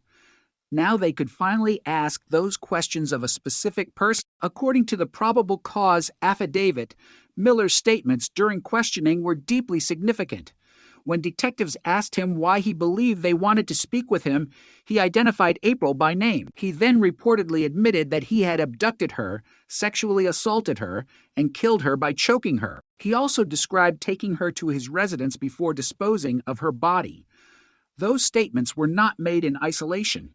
Investigators already possessed DNA evidence connecting Miller to April's clothing and to the biological material recovered from the condoms associated with the 2004 messages. The genetic genealogy research had provided the investigative path, but direct DNA testing and the statements attributed to Miller strengthened the case dramatically. For the first time since April's murder, investigators were no longer trying to identify an invisible offender. They were building a prosecution around a known suspect. The case now moved from the mysterious world of the cold case into the slower, more exacting world of criminal procedure. The arrest had created headlines. The evidence would have to survive court scrutiny. The story of April's murder had begun 30 years earlier, but the legal process was unfolding in the present. Miller faced charges stemming from the murder and related offenses. Prosecutors had to present the evidence in a way that established responsibility beyond a reasonable doubt. The DNA evidence would be central. So would the circumstances of the investigation. So would the statements attributed to Miller. But before the courtroom could become the final stage, investigators had to ensure that the forensic chain was clear. The biological evidence from April's underwear had been collected in 1988. The DNA profile associated with that evidence had later been compared to DNA recovered from the condoms discovered in 2004. That match had already demonstrated that the same unknown man was connected to both the original murder and the later evidence. What genetic genealogy accomplished was different. It gave investigators a route toward the identity of that unknown man. The distinction was crucial. Genetic genealogy did not create the original evidence. It did not replace the original investigation. It used the surviving biological information to generate a lead. That lead eventually pointed toward Miller. Then investigators obtained his DNA and compared it directly with the older evidence. This sequence transformed the genealogy from an intriguing possibility into a practical investigative breakthrough. The case became one of the clearest demonstrations of how forensic science can evolve without changing the underlying evidence. In 1988, investigators could collect biological material but had limited ways to exploit it. By the early 21st century, DNA profiling could establish a unique genetic signature. By the 2010 genetic genealogy could potentially connect an unknown profile to distant relatives. The evidence had remained constant while the tools changed. That was the reason a murder that had once seemed impossible to solve could suddenly move forward. But there was another element that made the case especially disturbing: the messages. April's murder had already been horrific, but the later communications transformed the crime into a long-running psychological nightmare. Someone appeared to be using April's name to communicate with the public. The messages threatened further violence and seemed designed to create fear. When the DNA from the 2004 condoms matched the DNA from April's case, investigators had a biological connection between the original crime and the later event. That meant the person associated with the messages was not merely claiming responsibility without evidence. The genetic material supported a direct connection to the same unknown offender. For years, detectives had known that fact without knowing the person's identity. Now, after Miller was identified, those old messages took on a new significance. They were no longer simply evidence from an unknown killer. They became part of the historical trail investigators could examine in relation to Miller.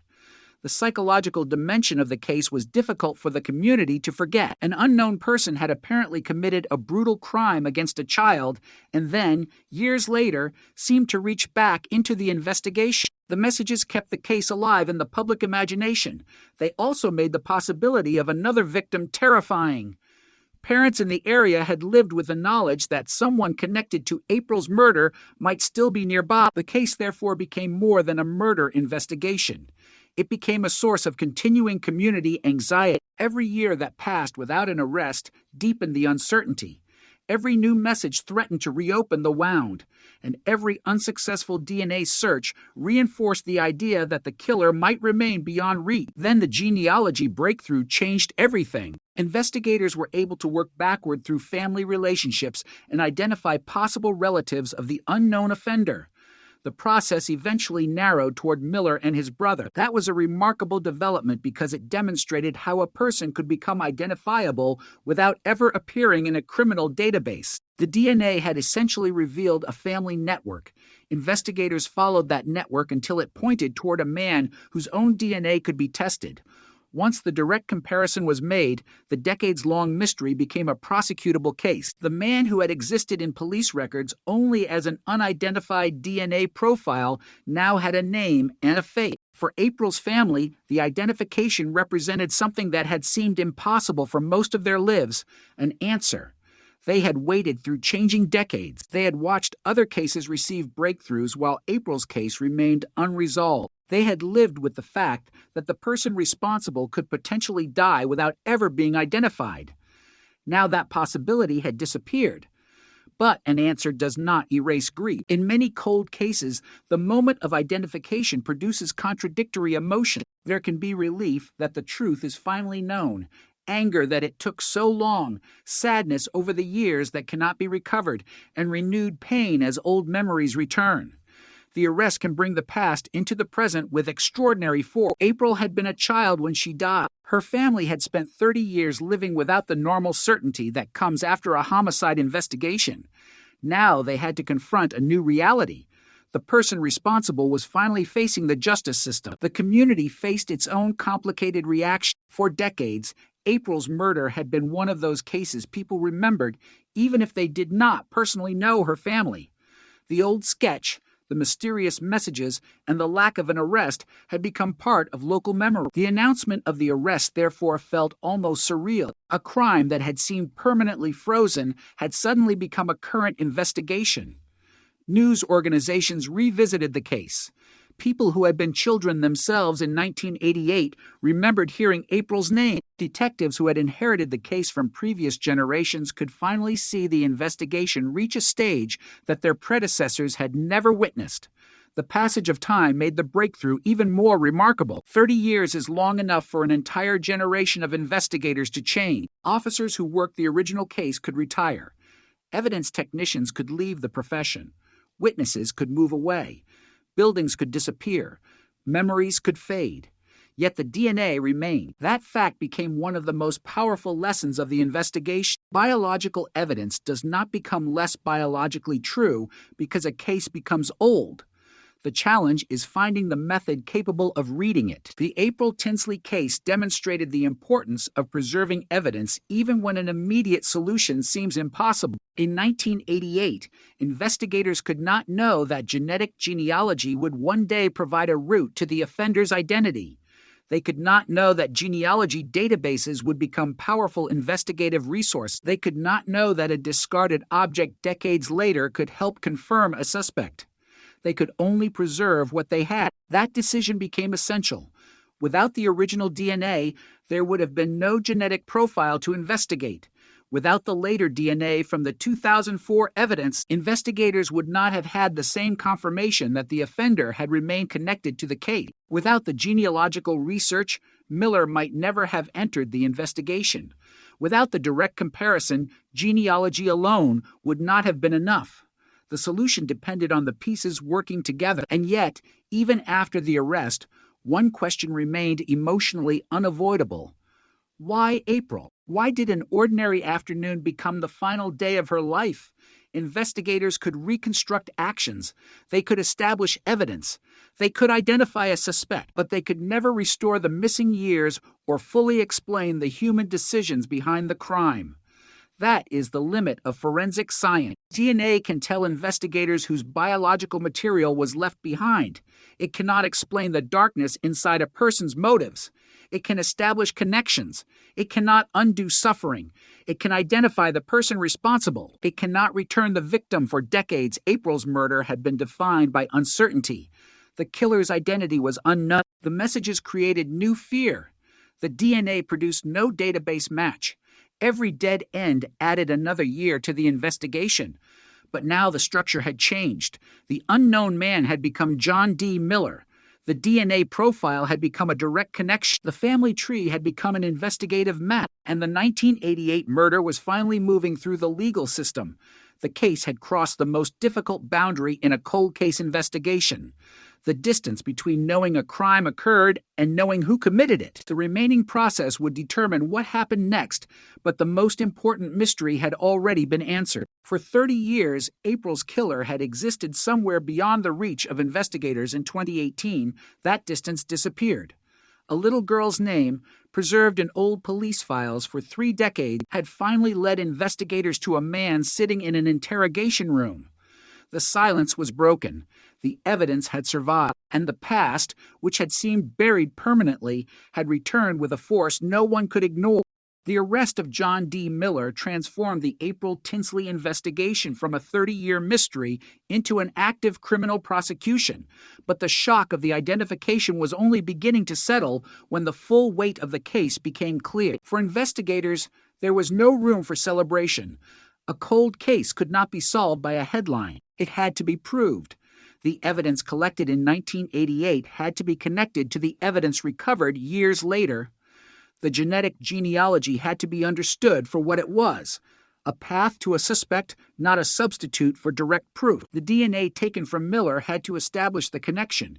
His statements had to be examined. The circumstances surrounding April's disappearance had to be reconstructed, and all of it had to survive the scrutiny of the courts. 30 years earlier, detectives had started with a missing 8-year-old girl and almost nothing else. Now they had a suspect whose DNA was linked to the biological evidence from the crime. The difference was enormous, but the emotional reality was even more complicated. April's family had waited for an answer for most of her entire lifetime. She had died at 8. By the time investigators arrested Miller, she would have been 38 years old. The little girl remembered by her family had never been allowed to grow older. The suspect, however, had lived through every one of those years. That contrast was impossible to ignore. While April's family carried the permanent absence of a child, the man investigators believed responsible had continued living, aging, and existing outside the reach of the justice system. The arrest, therefore, did not simply bring an old case back into the news.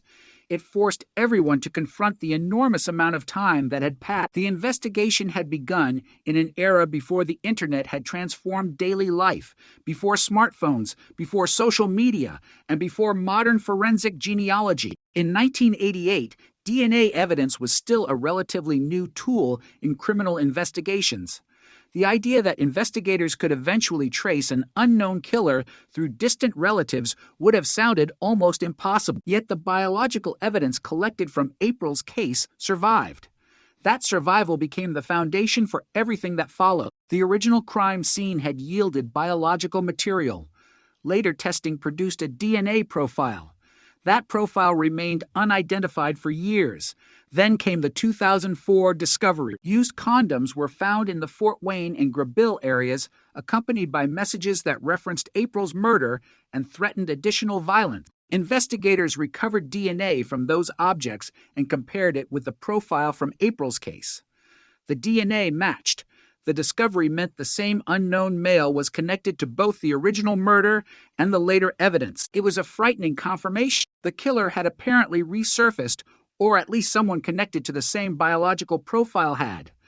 But even then, investigators could not put a name to the DNA. The case remained trapped in a strange state of certainty and uncertainty. Police knew the offender's biological identity, but not his personal identity. They knew the profile was real, but they did not know where the man was. They could prove that evidence belonged to the same person, but they could not point to a specific individual. This was the wall that genetic genealogy eventually broke. By the time investigators turned to the technique, genetic genealogy had already begun changing the way some cold cases were approached. Instead of searching only traditional criminal databases, investigators could examine genetic relationships. A distant cousin could become the first clue.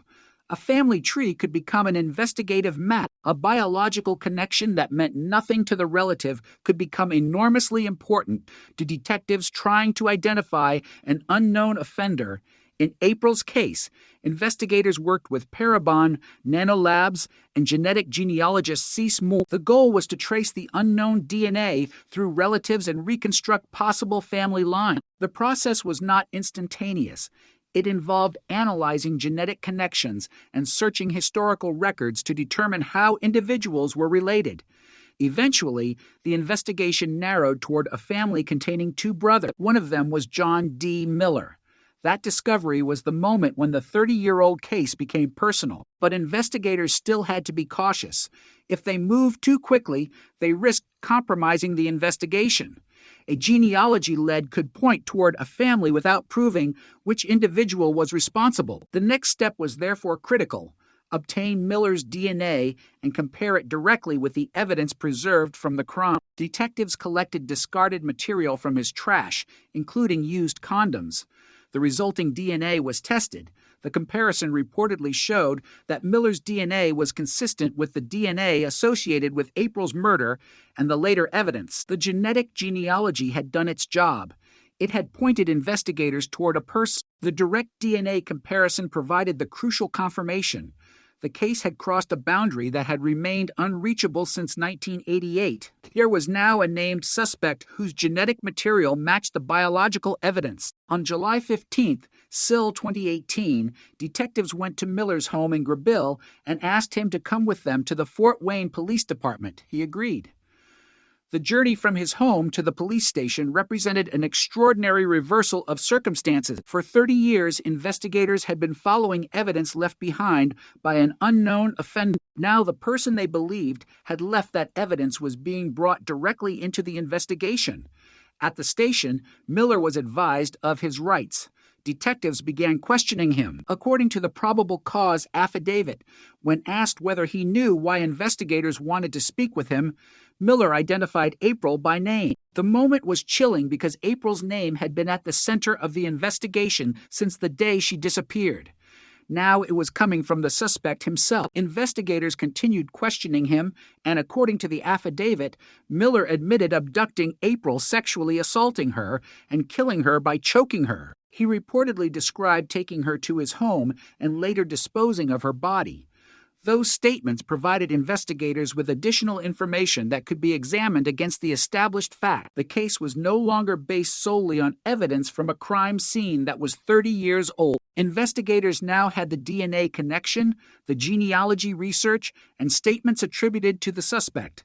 The arrest immediately became national news because of the extraordinary age of the case and the method used to solve it. Genetic genealogy had already attracted attention as a tool for identifying unknown offenders, but the April Tinsley investigation showed how powerful the technique could be when combined with preserved evidence and traditional police work. The breakthrough was not simply that someone had finally found Miller. It was that investigators had found a way to identify a man who had successfully remained outside conventional DNA databases for 3 decades. The case also demonstrated why cold case investigations can remain valuable even after years of apparent inactivity. A file may sit untouched for months or years, but the evidence inside it does not necessarily become useless.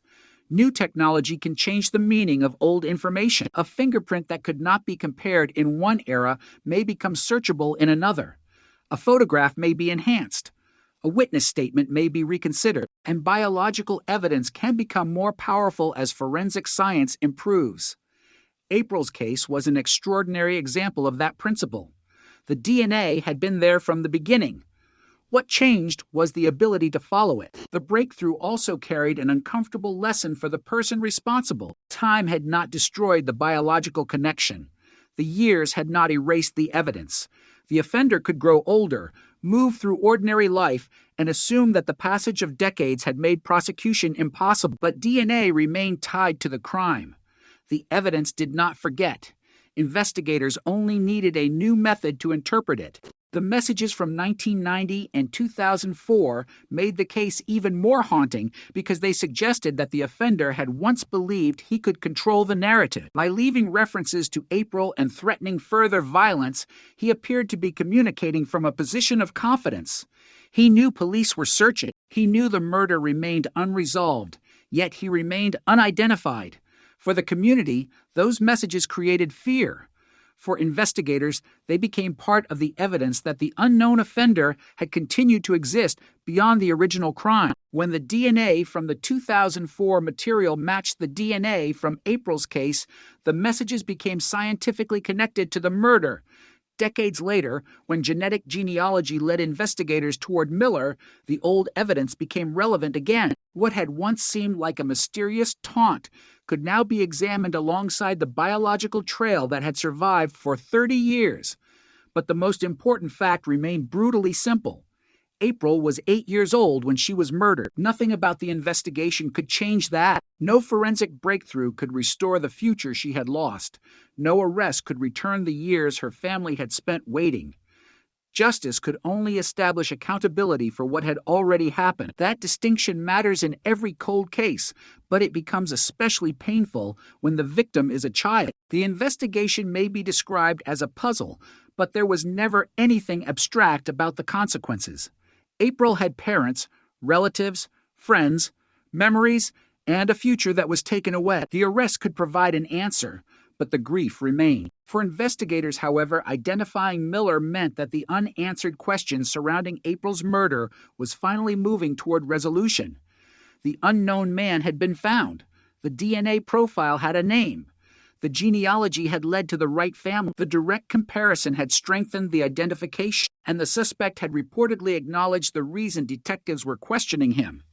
After 30 years, the investigation had finally reached the courtroom. The case that had begun with a child walking home for an umbrella had become a landmark example of how modern science could reach backward across decades. The evidence had survived the passing of time, and so had the determination of the investigators who refused to let April's murder disappear into history. The silence that had surrounded the case for 30 years was gone, but now came the final question that every arrest must face. Could the evidence transform an identification into justice? The answer to that question would now depend on the justice system, because identifying John D. Miller was one thing and proving the case in court was another. And the April Tinsley investigation had already survived enough twists to make investigators cautious about declaring victory too soon. For 30 years, April's murder had remained an open wound in Fort Wayne, and the evidence that finally brought Miller into custody had been assembled from different decades, different technologies, and different investigative methods. Prosecutors now had to bring those pieces together into one coherent case.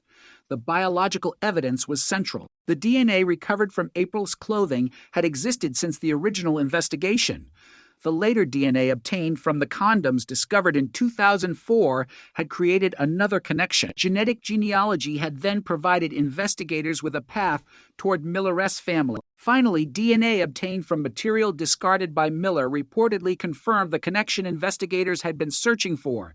But the legal system would not simply accept the existence of a genetic match as the end of the story. Investigators had to establish how the evidence was collected, preserved, tested, and compared. The chain of custody mattered. The history of the samples mattered. The methods used to obtain the genealogical lead mattered. and the statements attributed to Miller during questioning had to be evaluated alongside the forensic evidence. Every detail that had been gathered during the 30-year investigation now became potentially significant. The case had entered a new phase where patience was just as important as persistence. For the public, the arrest created an immediate sense of resolution.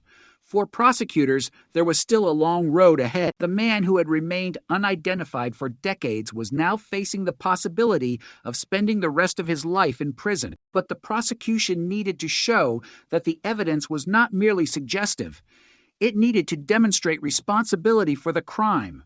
The history of April's disappearance therefore became important again. On April 1st, still 1988, she had gone out during an ordinary afternoon in Fort Wayne.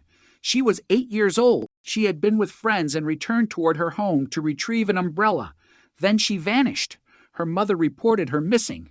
Search efforts began. What had initially been treated as a missing child investigation quickly became a desperate search for a child who had seemingly disappeared without explanation. 3 days later, April was found dead in a ditch near Spencerville.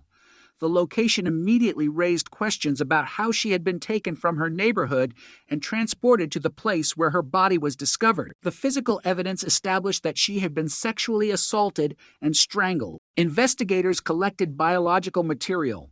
That material would eventually become the key to the entire case, but nobody in 1988 could have predicted how long it would take to identify the person who left it behind. The investigation moved forward using the technology available at the time. Detectives spoke to witnesses. They searched for information about April's movements. A composite sketch was developed from a witness description. The image gave the unknown suspect a face, or at least an approximation of one, but it did not give him a name. Years passed, and the case became one of those investigations that seemed to exist permanently between hope and frustration.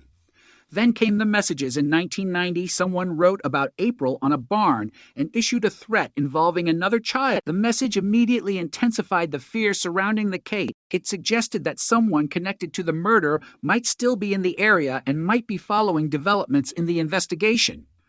Police could not simply dismiss it. They had to consider whether the writer was the killer, someone with inside knowledge, or an individual attempting to mislead investigators. The writing became another piece of the puzzle. Yet once again, the case refused to reveal its central secret. The author remained unidentified. The DNA profile remained unidentified. April remained without justice. Then, 14 years after the original murder, the investigation received another disturbing shock. In 2004, 3 used condoms were discovered around Fort Wayne and Grabille, along with messages that referred to April's murder and threatened further violence. Investigators recovered biological material from the condom. The DNA matched the profile from April's case. That result was crucial. It demonstrated that the person connected to the 2004 evidence was genetically the same person connected to April's murder.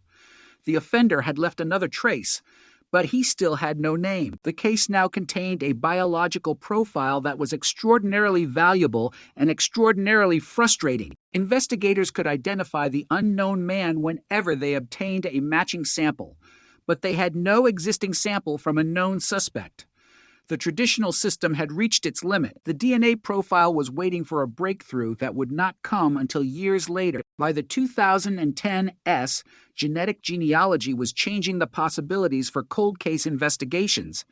Instead of limiting the search to criminal databases, investigators could examine genetic relationships and look for relatives of an unidentified person. That approach became the key to April's case. The investigation involved Parabon Nanolabs and genetic genealogist Cease Moore.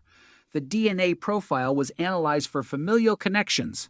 Researchers searched genealogical information and began reconstructing possible family trees. The process was painstaking. A distant genetic relative could live hundreds or thousands of miles away. The relationship might be several generations removed.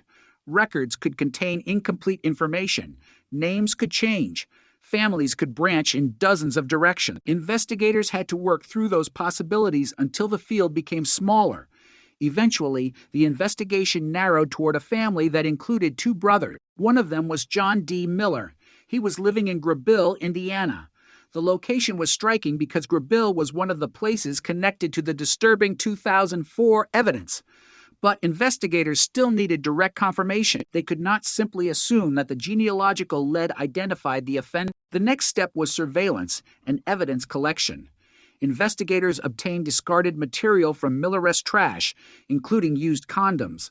The DNA from those items was analyzed and compared with the older evidence. The result was the breakthrough. Miller's DNA was consistent with the genetic profile recovered from April's case and the later evidence. The unknown offender finally had a name. That moment represented an extraordinary reversal. For 30 years, investigators had known that the killer had left biological evidence. Now they knew who had left it. But the case was not over. It had only entered the stage where every piece of evidence would have to withstand scrutiny. On July 15th, SIL 2018, detectives went to Miller's home. They asked him to accompany them to the Fort Wayne Police Department. He agreed. At the station, he was advised of his rights. Detectives questioned him about April. According to the probable cause affidavit, Miller identified April by name when asked whether he knew why investigators wanted to speak with him. That response immediately connected the suspect to the central subject of the investigation. According to the affidavit, Miller then admitted abducting April, sexually assaulting her, and choking her to death. He reportedly described taking her to his home and later disposing of her body. The statements were significant because investigators could compare them with the known evidence from the case. The murder had been committed 30 years earlier, but the facts established in 1988 did not disappear simply because time passed. The location where April was found remained known. The forensic evidence remained preserved. The DNA profile remained available. And now the suspect was reportedly providing an account of what happened. The prosecution had multiple forms of evidence pointing in the same direction, yet the emotional center of the case remained April herself. News coverage naturally focused on the arrest and the extraordinary use of genetic genealogy. But the investigation had never truly been about technology. The technology was only the mechanism that finally allowed investigators to answer a question that had haunted a family for decades. Who killed April? For 30 years, that question had remained unanswered. Now investigators believed they had the answer. The arrest also forced the community to reconsider the mysterious messages that had appeared years earlier. If Miller was responsible for April's murder, the old communications became part of a much darker picture. The messages had suggested that the offender wanted attention. They had created fear and confusion. The 2004 evidence had demonstrated a biological connection to the original murder. Now investigators had a named suspect whose DNA matched the profile. What had once seemed like an anonymous voice from the shadows could now be considered in the context of the broader case against Miller. The passage of time had not erased those clues. Instead, the clues had waited until investigators could interpret them. That was perhaps the most remarkable feature of the investigation. No single piece of evidence solved the murder. The solution came from the convergence of evidence collected across decades. The original DNA provided the biological signature. The later evidence reinforced the connection. Genetic genealogy narrowed the family.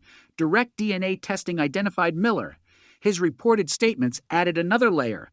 The case had effectively been constructed backward through time. Investigators in 2018 could look at evidence collected in 1988 and understand its significance in a way that investigators 30 years earlier could not. The case also became an important demonstration of why cold case files should never be considered worthless simply because they are old. Technology changes. Databases expand. Scientific methods improve. Investigators develop new strategies. Evidence that once seemed incapable of producing an answer can suddenly become decisive. But none of that is possible if the evidence is lost. In April's case, biological material had survived long enough to become the foundation of a modern forensic investigation. That preservation was one of the quiet reasons the case could eventually move forward. The arrest, therefore, represented more than the end of a search for Miller. It represented the collision of two eras.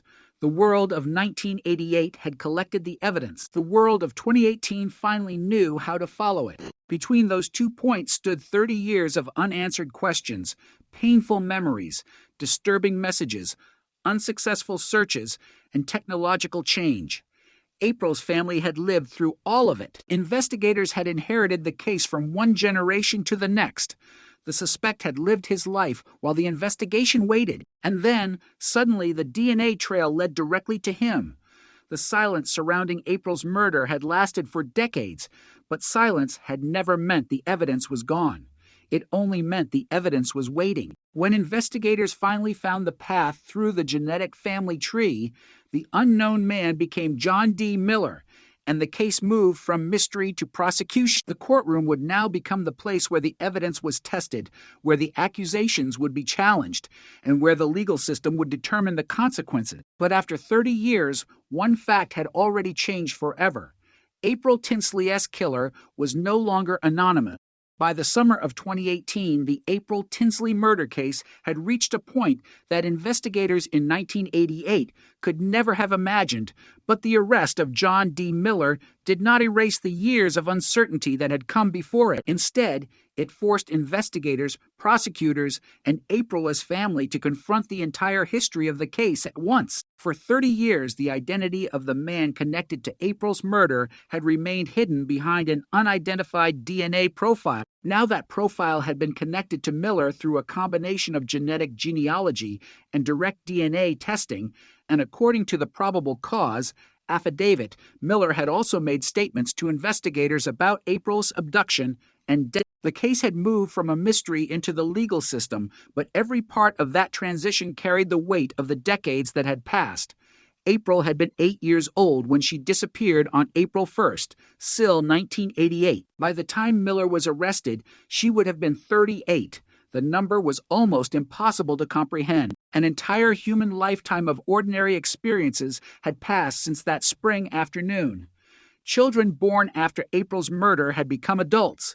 Detectives who had worked the original investigation had retired. Technology had transformed daily life. Fort Wayne had changed. The world had changed. Yet the biological evidence collected after April's death remained connected to the same unknown offender. That was the thread investigators eventually followed back to Miller. The prosecution now had to present that thread in a way that made sense to a court. The story could not simply be that investigators had used a new technology and found a suspect. They had to explain how the evidence connected the beginning of the case to the end. The original DNA profile was fundamental. Biological evidence had been recovered from April's underwear during the investigation of her murder. Years later, that evidence produced a genetic profile associated with an unknown male. The profile did not immediately identify anyone. Investigators searched available resources, but there was no direct match to a known offender. The case remained unresolved. Then came the disturbing developments in 1990 when writing appeared on a barn referring to April and threatening another child. The message created fear because it suggested that someone connected to the murder might still be in the area. Police investigated, but the author was not identified. Then, in 2004, 3 used condoms were found in the Fort Wayne and Grabille areas, accompanied by messages that referred to April's murder and threatened further violence. DNA was recovered from the condoms, and that DNA matched the profile from April's case. The discovery created an extraordinary situation. Investigators could now connect the original murder to the later evidence through biology, but they still could not identify the man behind the profile. The killer had left evidence that effectively confirmed his connection to the case, yet his name remained out of reach. That changed when investigators turned to genetic genealogy. The approach was unlike the traditional searches that had been conducted for years. Instead of asking whether the offender's DNA was already present in a law enforcement database, investigators searched for genetic relatives. The logic was powerful. Even if a criminal had never been arrested and had never submitted DNA to police, a relative might have used a genealogy service. That relative's genetic information could reveal a family connection. Once a family was identified, investigators could work through genealogical records and narrow the possibility. The process eventually led toward 2 brothers, one of whom was John D. Miller. But the genealogy connection alone was not enough. Investigators still needed direct confirmation. they needed Miller's own DNA that was obtained from discarded material, including used condoms recovered from his trap. Laboratory analysis provided the critical comparison. The DNA associated with Miller was consistent with the genetic profile from April's murder, and the later evidence the unknown man finally had a name. It was this convergence of old evidence and new technology that made the April Tinsley investigation so significant. The genetic genealogy did not replace the original forensic work. It depended on it. Without the biological evidence preserved from 1988, there would have been no genetic profile to trace. Without the later DNA recovered from the 2004 evidence, investigators would not have had the same confirmation that the unknown offender was connected to those later events. Without genealogical research, Miller might never have emerged as a suspect. Without direct DNA testing, the genealogy lead would not have provided the same level of confirmation. The solution had been assembled across decades, piece by piece. But once Miller was identified, investigators still had another crucial question to answer. What would he say? On July 15th, SIL 2018, detectives went to Miller's home in Greville and asked him to accompany them to the Fort Wayne Police Department. He agreed. At the police department, investigators advised him of his rights and began questioning him. According to the probable cause affidavit, detectives asked whether Miller knew why they wanted to speak with him. His response was striking. He identified April by name. April Tinsley. After 30 years, the name that had appeared in police files, newspaper reports, investigative records, and disturbing messages was spoken by the man investigators had linked through DNA to the crime. According to the affidavit, Miller then admitted that he had abducted April, sexually assaulted her, and killed her by choking her. He reportedly described taking her to his home and later disposing of her body. Those statements became another important component of the investigation because they could be compared with facts already established by the physical evidence. The location where April was found was known. The circumstances of her death were documented. The biological evidence had survived. Investigators now had a suspect whose DNA matched the evidence and who, according to the affidavit, provided an account of the crime. The case had moved dramatically beyond the uncertainty that had defined it for so long. Yet for April's family, the arrival of an answer could not simply be described as relief. There is a profound difference between learning who killed a loved one and getting that loved one back. The arrest could not restore April's childhood. It could not give her family the years they had spent without knowing whether the person responsible would ever be found. It could not erase the memories of April as an 8-year-old girl, and it could not undo the decades during which her murder remained unresolved. Justice in a cold case often arrives carrying two emotions at once. There is relief that the mystery has been answered, but there is also renewed grief because the answer confirms what happened. For 30 years, the killer had been unknown. Now the family knew who investigators believed was responsible. The certainty could be devastating even as it provided a sense of resolution. The community experienced a similar collision of emotion. April's murder had remained part of Fort Wayne's memory for decades. The old composite sketch and the messages connected to the case had kept the story alive. Parents who remembered the investigation had grown older. Children who were alive when April disappeared had become adults. The arrest suddenly brought an old fear into the present. People were forced to reconsider the possibility that the man responsible had been living in the area while the investigation remained unsolved. The discovery that genetic genealogy had helped identify him also changed the public understanding of what a cold case could become. A case that had appeared to have exhausted its traditional options suddenly had a new route forward. Investigators around the country were watching developments in forensic genetic genealogy because it offered a powerful tool for cases involving unidentified DNA. But the technology also raised important questions. Genetic genealogy depends on information that can reveal relationships between people who may have never expected to become part of a criminal investigation. A person who submits DNA to learn about ancestry may not be thinking about law enforcement, yet the information can potentially identify relatives. That creates difficult questions about privacy, consent, and the boundaries of forensic investigation. The April Tinsley case became part of that larger conversation because it demonstrated the extraordinary investigative power of the technique. It showed that a person could remain outside conventional criminal databases for decades and still potentially be identified through family connections. But the case also demonstrated that genealogy was only the beginning. Investigators still needed traditional police work. They still needed direct DNA confirmation. They still needed evidence that could withstand legal scrutiny. The genealogy pointed toward Miller. The forensic comparison connected him to the old evidence. His reported statements added another layer. The entire investigation became a chain rather than a single breakthrough. That distinction was important because cold cases are rarely solved by one miraculous discovery. They are usually solved when old evidence and new information finally intersect.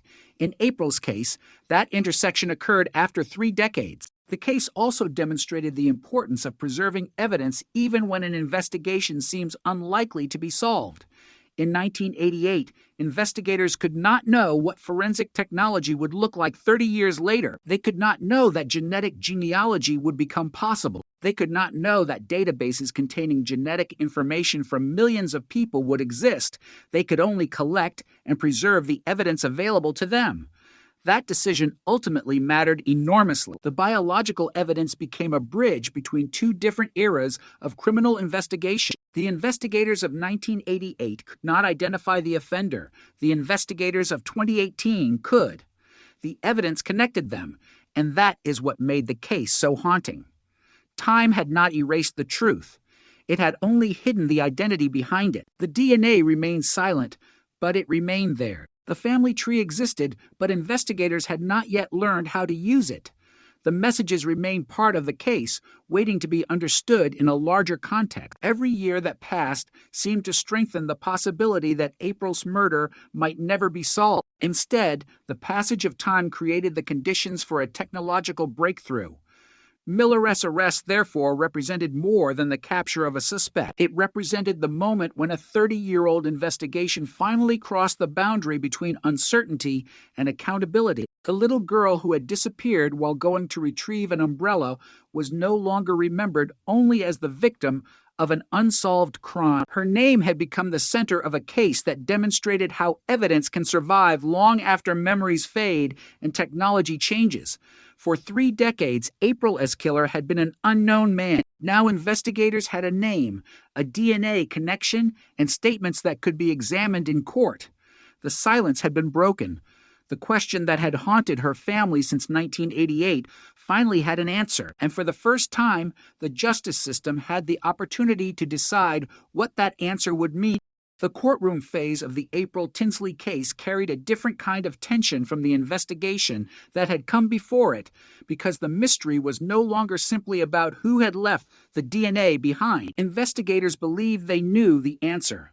The genetic evidence pointed toward John D. Miller. The direct DNA comparison strengthened that identification. According to the probable cause affidavit, Miller had also made statements acknowledging his connection to April and describing the crime. But in a criminal prosecution, suspicion was not enough. The evidence had to be presented, challenged, examined, and ultimately accepted under the standards of the justice system.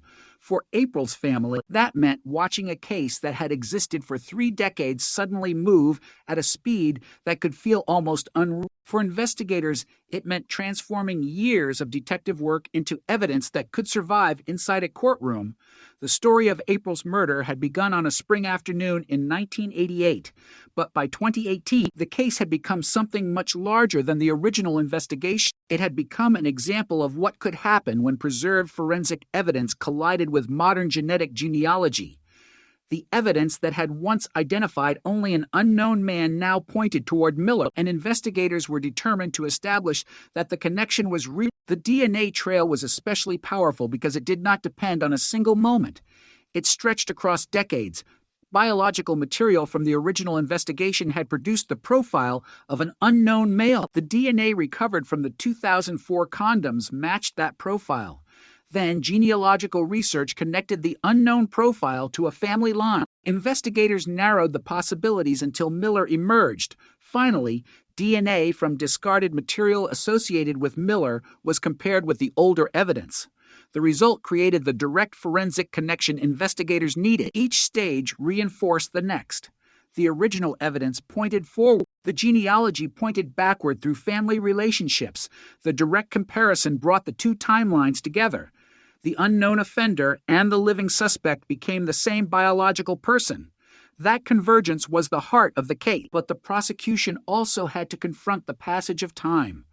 30 years can destroy ordinary evidence. Buildings disappear. Roads change. Witnesses move. Memories become uncertain. People die. Documents are lost. The longer a case remains unsolved, the more difficult it can become to reconstruct exactly what happened. Yet April's case contains something that time could not easily erase: biological evidence. DNA does not remember events in the human sense, but it can preserve a genetic connection long after the people who collected the evidence are gone. That was one reason the case could survive. The investigators who examined April's death in 1988 could not know how important their work would become 3 decades later. They could not know that a future investigation would depend on evidence they preserved.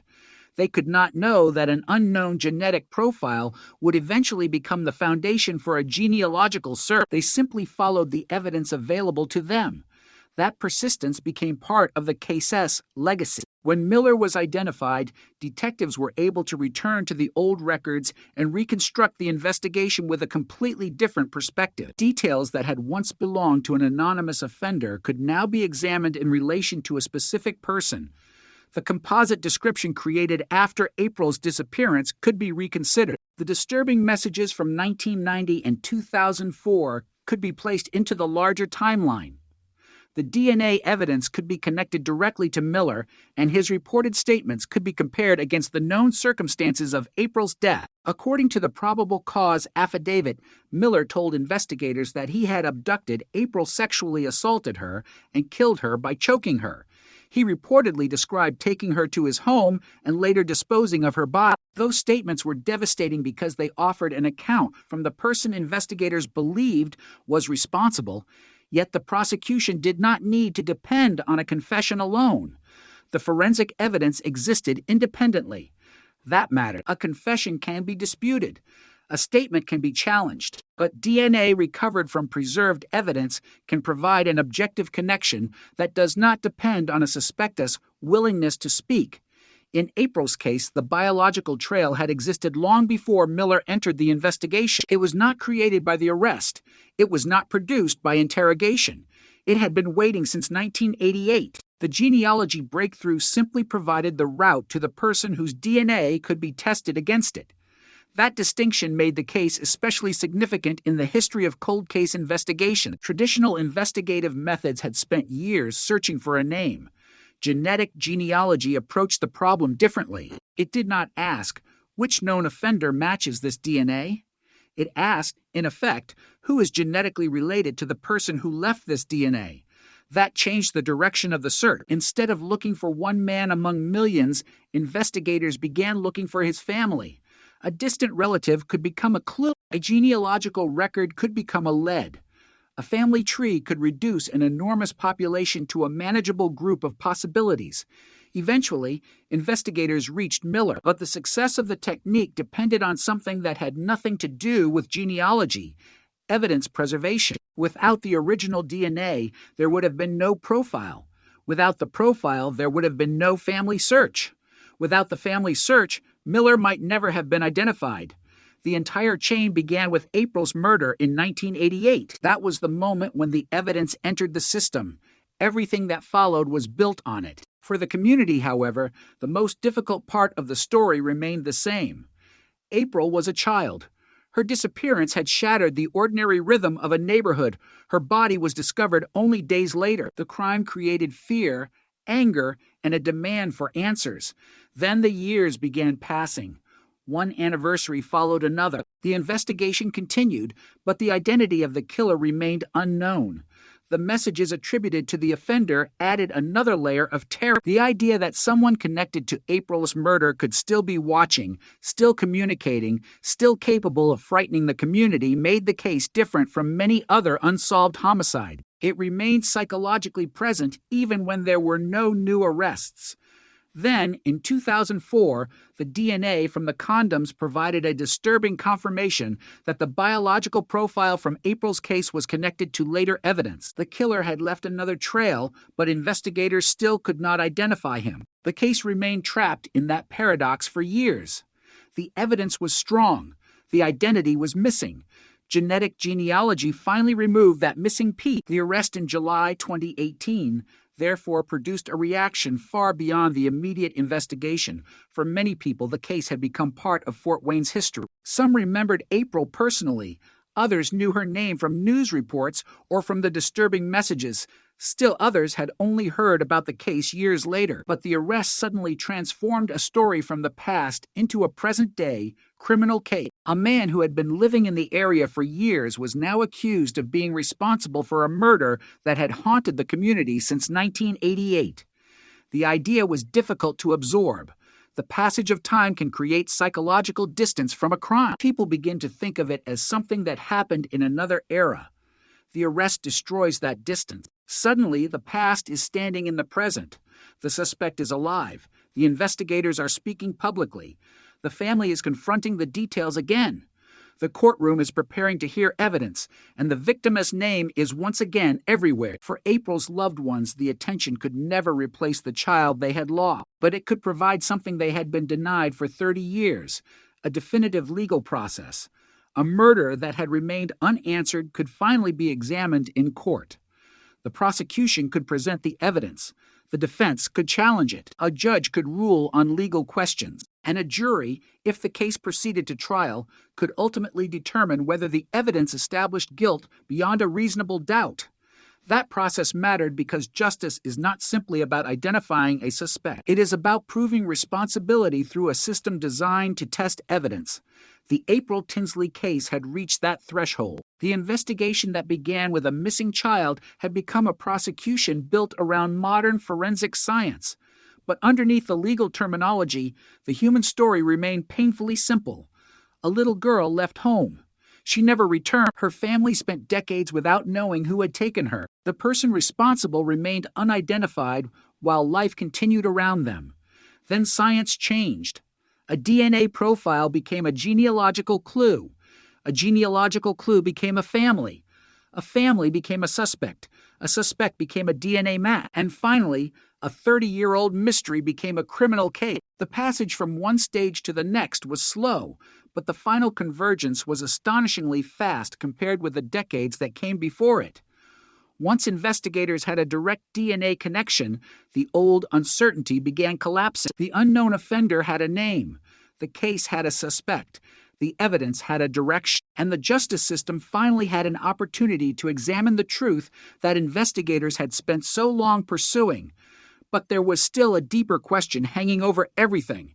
How could a crime that had once seemed destined to remain unsolved suddenly become solvable? The answer was not one brilliant detective. It was not one miraculous confession. It was not one piece of evidence discovered at the last moment. It was the accumulation of time, technology, preservation, persistence, and forensic innovation. The investigators of 1988 collected what they could. Later, investigators preserved and analyzed it. Genetic genealogists found a path through the Suspectus family. Detectives followed that path with traditional investigative methods, and modern DNA testing provided the final biological confirmation. The solution emerged because every generation of the investigation left something behind for the next. That was perhaps the most important lesson of April's case. A cold case is not necessarily a dead case. Sometimes it is a case waiting for technology to catch up with the evidence. For 30 years, April's murder seemed locked in the past. In 2018, the past opened. The DNA that had remained silent for decades finally pointed investigators toward John D. Miller. And once his identity had been established, the question was no longer whether the case could be solved. The question became what justice would ultimately look like for April. The courtroom finally became the place where 30 years of unanswered questions would collide with the evidence that had survived them. And when John Miller stood before an Allen County judge in December 2018, the mystery that had haunted Fort Wayne since 1988 was no longer a mystery. The man investigators had identified through forensic genetic genealogy was no longer simply a suspect. He was now facing the consequences of a crime that had remained unresolved for 3 decades. Miller had initially pleaded not guilty after his arrest, and a trial had been expected. But as the case moved forward, the strength of the evidence became increasingly difficult to ignore. The DNA evidence connected him to the biological material recovered from April's underwear and to the DNA recovered from the condoms discovered in 2004. Investigators had also obtained DNA from discarded material connected to Miller himself, creating the direct comparison that transformed the genealogical led into forensic evidence. And according to the probable cause affidavit, Miller had given detectives a detailed account of April's abduction and killing after being advised of his right. The prosecution therefore possessed something that cold case investigators rarely obtain after so many years: an old crime scene, preserved biological evidence, a modern genetic identification, a direct DNA connection, and statements attributed to the accused himself. The case had traveled from an unidentified profile to a family tree, from a family tree to a suspect, and from that suspect to a courtroom. The transformation was almost impossible to comprehend when viewed against the original investigation. In 1988, April was an 8-year-old girl whose disappearance had triggered an urgent search across Fort Wayne. Her body was found 3 days later in a ditch near Spencerville. The investigation had immediately become one of the most devastating crimes in the region. Detectives worked through witnesses and physical evidence. A composite sketch was released. The public was asked to remain alert, but the man responsible remained hidden. Years later, disturbing messages appeared, including communications that referenced April and threatened another child. In 2004, the discovery of condoms accompanied by messages created another extraordinary development. DNA recovered from those items matched the genetic profile from April's case, demonstrating that the same unknown male was connected to both. Yet still, there was no name. The investigation had biological certainty without personal identity. Then genetic genealogy changed the equation. In 2018, investigators submitted the DNA profile to Parabon Nanolabs. Genetic genealogist Cease Moore worked with the genetic information and genealogical record, narrowing the possible family connections until 2 brothers emerged as possible relatives of the unknown offender. One of those brothers was John D. Miller.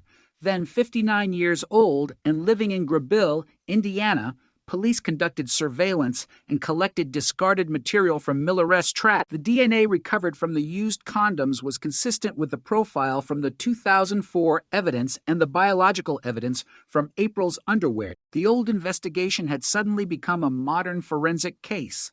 The name that had been missing from the file for 30 years was now attached to a living man. On July 15, still 2018, detectives approached Miller outside his home and asked him to accompany them to the Fort Wayne Police Department. He agreed. Investigators advised him of his right. Then came the question that had been waiting since 1988. Did he know why police wanted to speak with him? According to the probable cause affidavit, Miller looked at the detectives and said, "April Tinsley." That response was chilling because it meant that the suspect immediately understood the subject of the interrogation. Investigators then told him they had a DNA match connecting him to evidence left on April and to the later condoms and letters.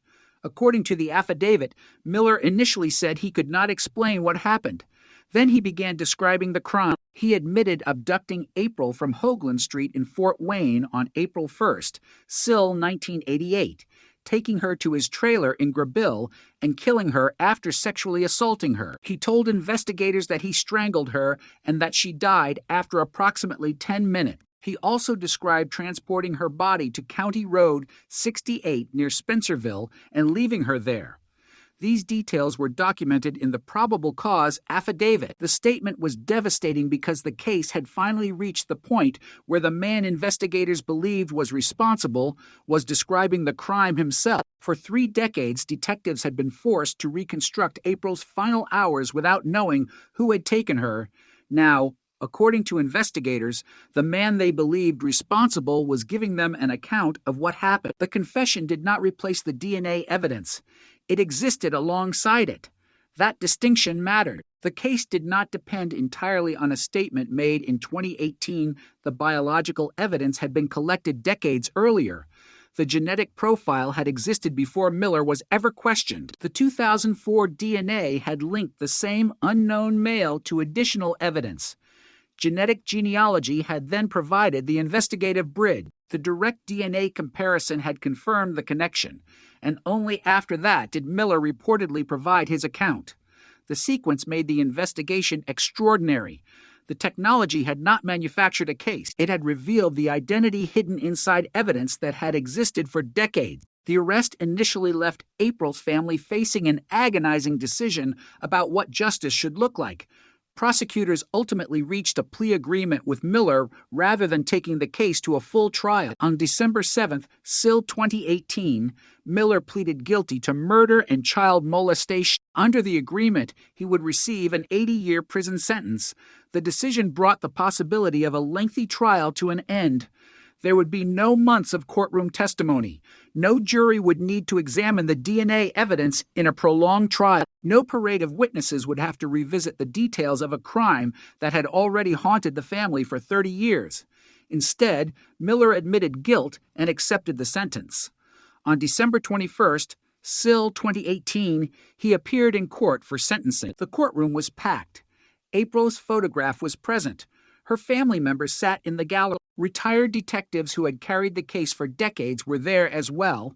The scene represented a powerful collision between the beginning and the end of the investigation. The little girl whose photograph had once appeared on missing person notices was now represented by the same image inside a courtroom where the man responsible for her death would receive his sentence. NPR affiliate had reported that family members wore shirts bearing April's photograph and that retired Fort Wayne detectives who had worked the case were present. The hearing marked the end of the 30-year wait for finality. Miller was sentenced to 80 years in prison, with 50 years for murder and 30 years for child molestation. The sentence was the legal conclusion to a crime that had begun 3 decades earlier, but even that moment could not be described simply as triumph. April's family had wanted justice, but the sentence could not return what had been taken from them. The years could not be restored. April could not grow old. Her family could not recover the childhood and adulthood they had imagined for her. The sentence could only establish a legal consequence for what happened. That distinction became painfully visible inside the courtroom. April's photograph represented the life that had been lost. Miller represented the person who had remained unidentified for 30 years. Between those two images stood an entire generation of unanswered questions. The case also became a landmark in the history of forensic genetic genealogy because of how dramatically the technology altered the investigation. The killer had not been found because someone suddenly recognized him. He had not been identified through a conventional database match. Investigators had followed a genetic family connection. The unknown DNA profile led to relatives. Genealogical research narrowed those relatives to a small group. Traditional police work then focused on Miller. Surveillance produced discarded DNA. Laboratory analysis connected that DNA to the old evidence. The chain eventually became strong enough to bring Miller into custody. The technique demonstrated something that investigators around the country would increasingly recognize. The passage of time does not necessarily make biological evidence irrelevant. Sometimes the evidence becomes more valuable as technology improves. In April's case, 30 years did not destroy the DNA. 30 years simply separated the moment the evidence was collected from the moment investigators finally had the tools to identify its source. The case therefore became a warning to anyone who believes that time automatically erases forensic evidence. A biological trace can survive when memories fade. A genetic profile can remain unchanged while investigators wait for a database, a technology, or a genealogical connection capable of identifying it. April's murder had once seemed destined to remain unresolved. Then the future arrived. But the most haunting aspect of the story was not the technology. It was the realization that the person investigators eventually identified had been living in the same world as the family searching for answers. The unknown killer had not existed only as a photograph or a sketch. He had been a real person with a home, routines, neighbors, and an ordinary public identity. For decades, investigators had searched for an invisible figure. Genetic genealogy finally turned that figure into a name. And once the name became known, the investigation moved with astonishing speed. In April 1988, the case had begun with a missing child. In July 2018, it became an arrest. In December 2018, it became a guilty plea and an 80-year sentence. 30 years of uncertainty had been compressed into a few months of prosecution. Yet the emotional timeline remained unchanged. April was still 8 years old. The crime was still devastating. The family still carried the law. Nothing about the guilty plea altered the reality of that April afternoon. What changed was the question that had tormented them for decades. They no longer had to ask who had done it. The justice system had an answer, and that answer came not from a new witness emerging